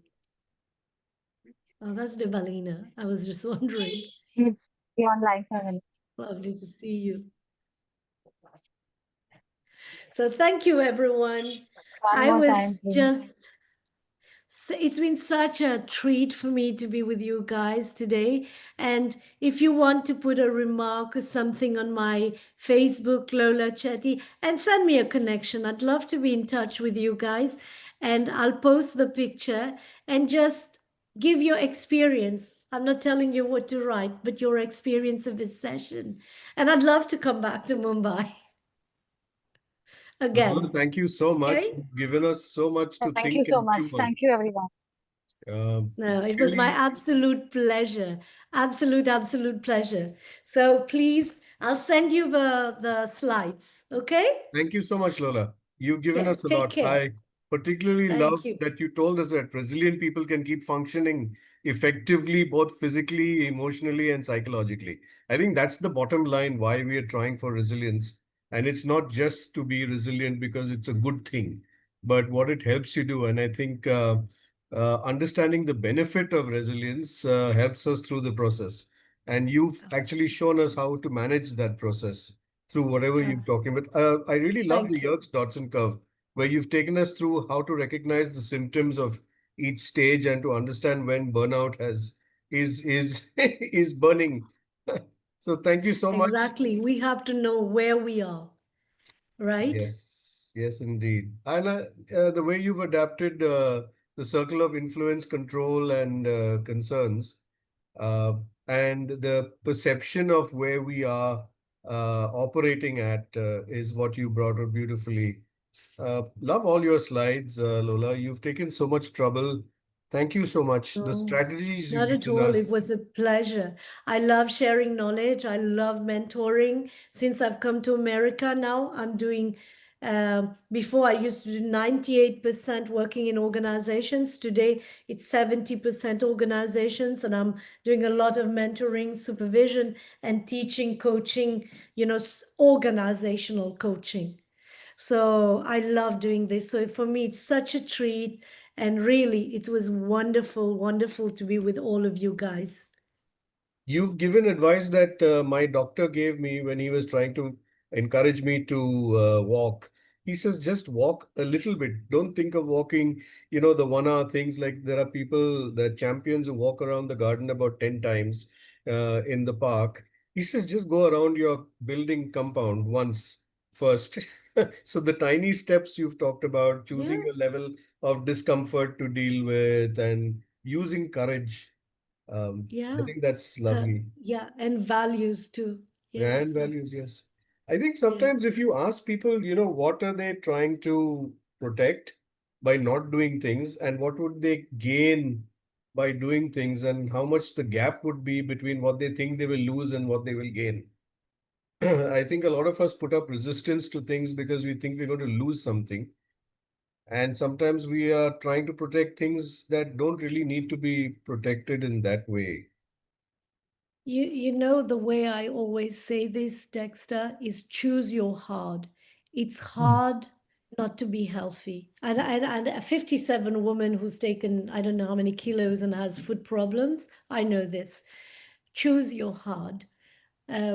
It's hard to have health issues. It's hard to have a routine for exercising and eating properly. Choose your hard. Also, who believes in you and who depends on you? And why do Exactly. they believe in you and you don't believe enough in yourself?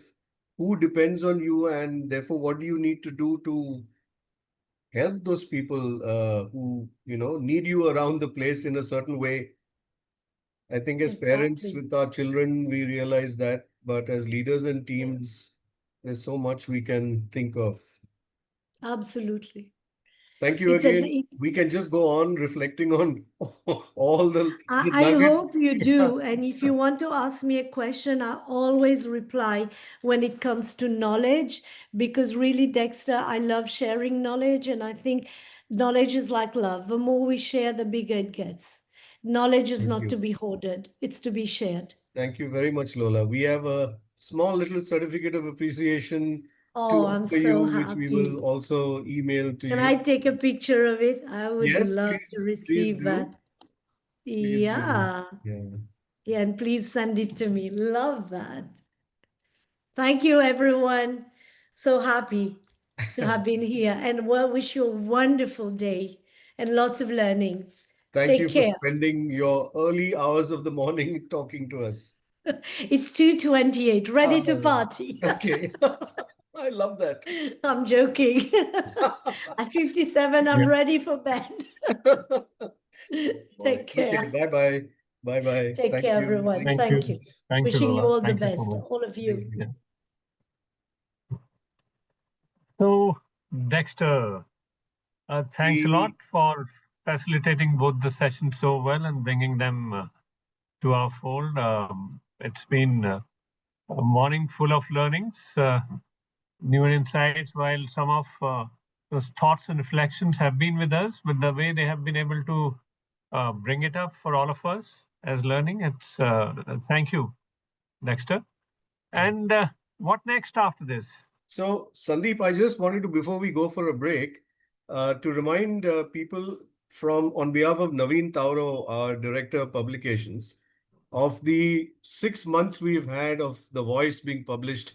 I think Nandini has 2 slides which show us the 6 editions. And we are also asking people to continue to contribute to the editions that are going to follow. October is in place, and this is April, May, and June. Um, each issue has been very special with a lot of wonderful uh, people writing in with their articles. So if you've not read them, I think you can go to the archives and pick them out, especially on LinkedIn. We have been posting these regularly, or simply ask us, we'll send it to you. Right? And please keep contributing. Please keep sending your articles. It may not appear immediately, but at least it will be with us for us to be able to take this forward. So here's a big thanks to our publications team, and a big thanks to all of you for contributing to it. Yeah, they're also available on the ICF Mumbai website, is what Anne is saying to us. Yeah, and if you can't find it, just ask us. We'll send you. the voice. So the break you are allowing us to have may permit us to have a sandwich along with the coffee. I just ate mine. So we come back 25 minutes from now by your clock on the laptop. So 12:25 Indian Standard Time. Dexter, please correct me if I'm.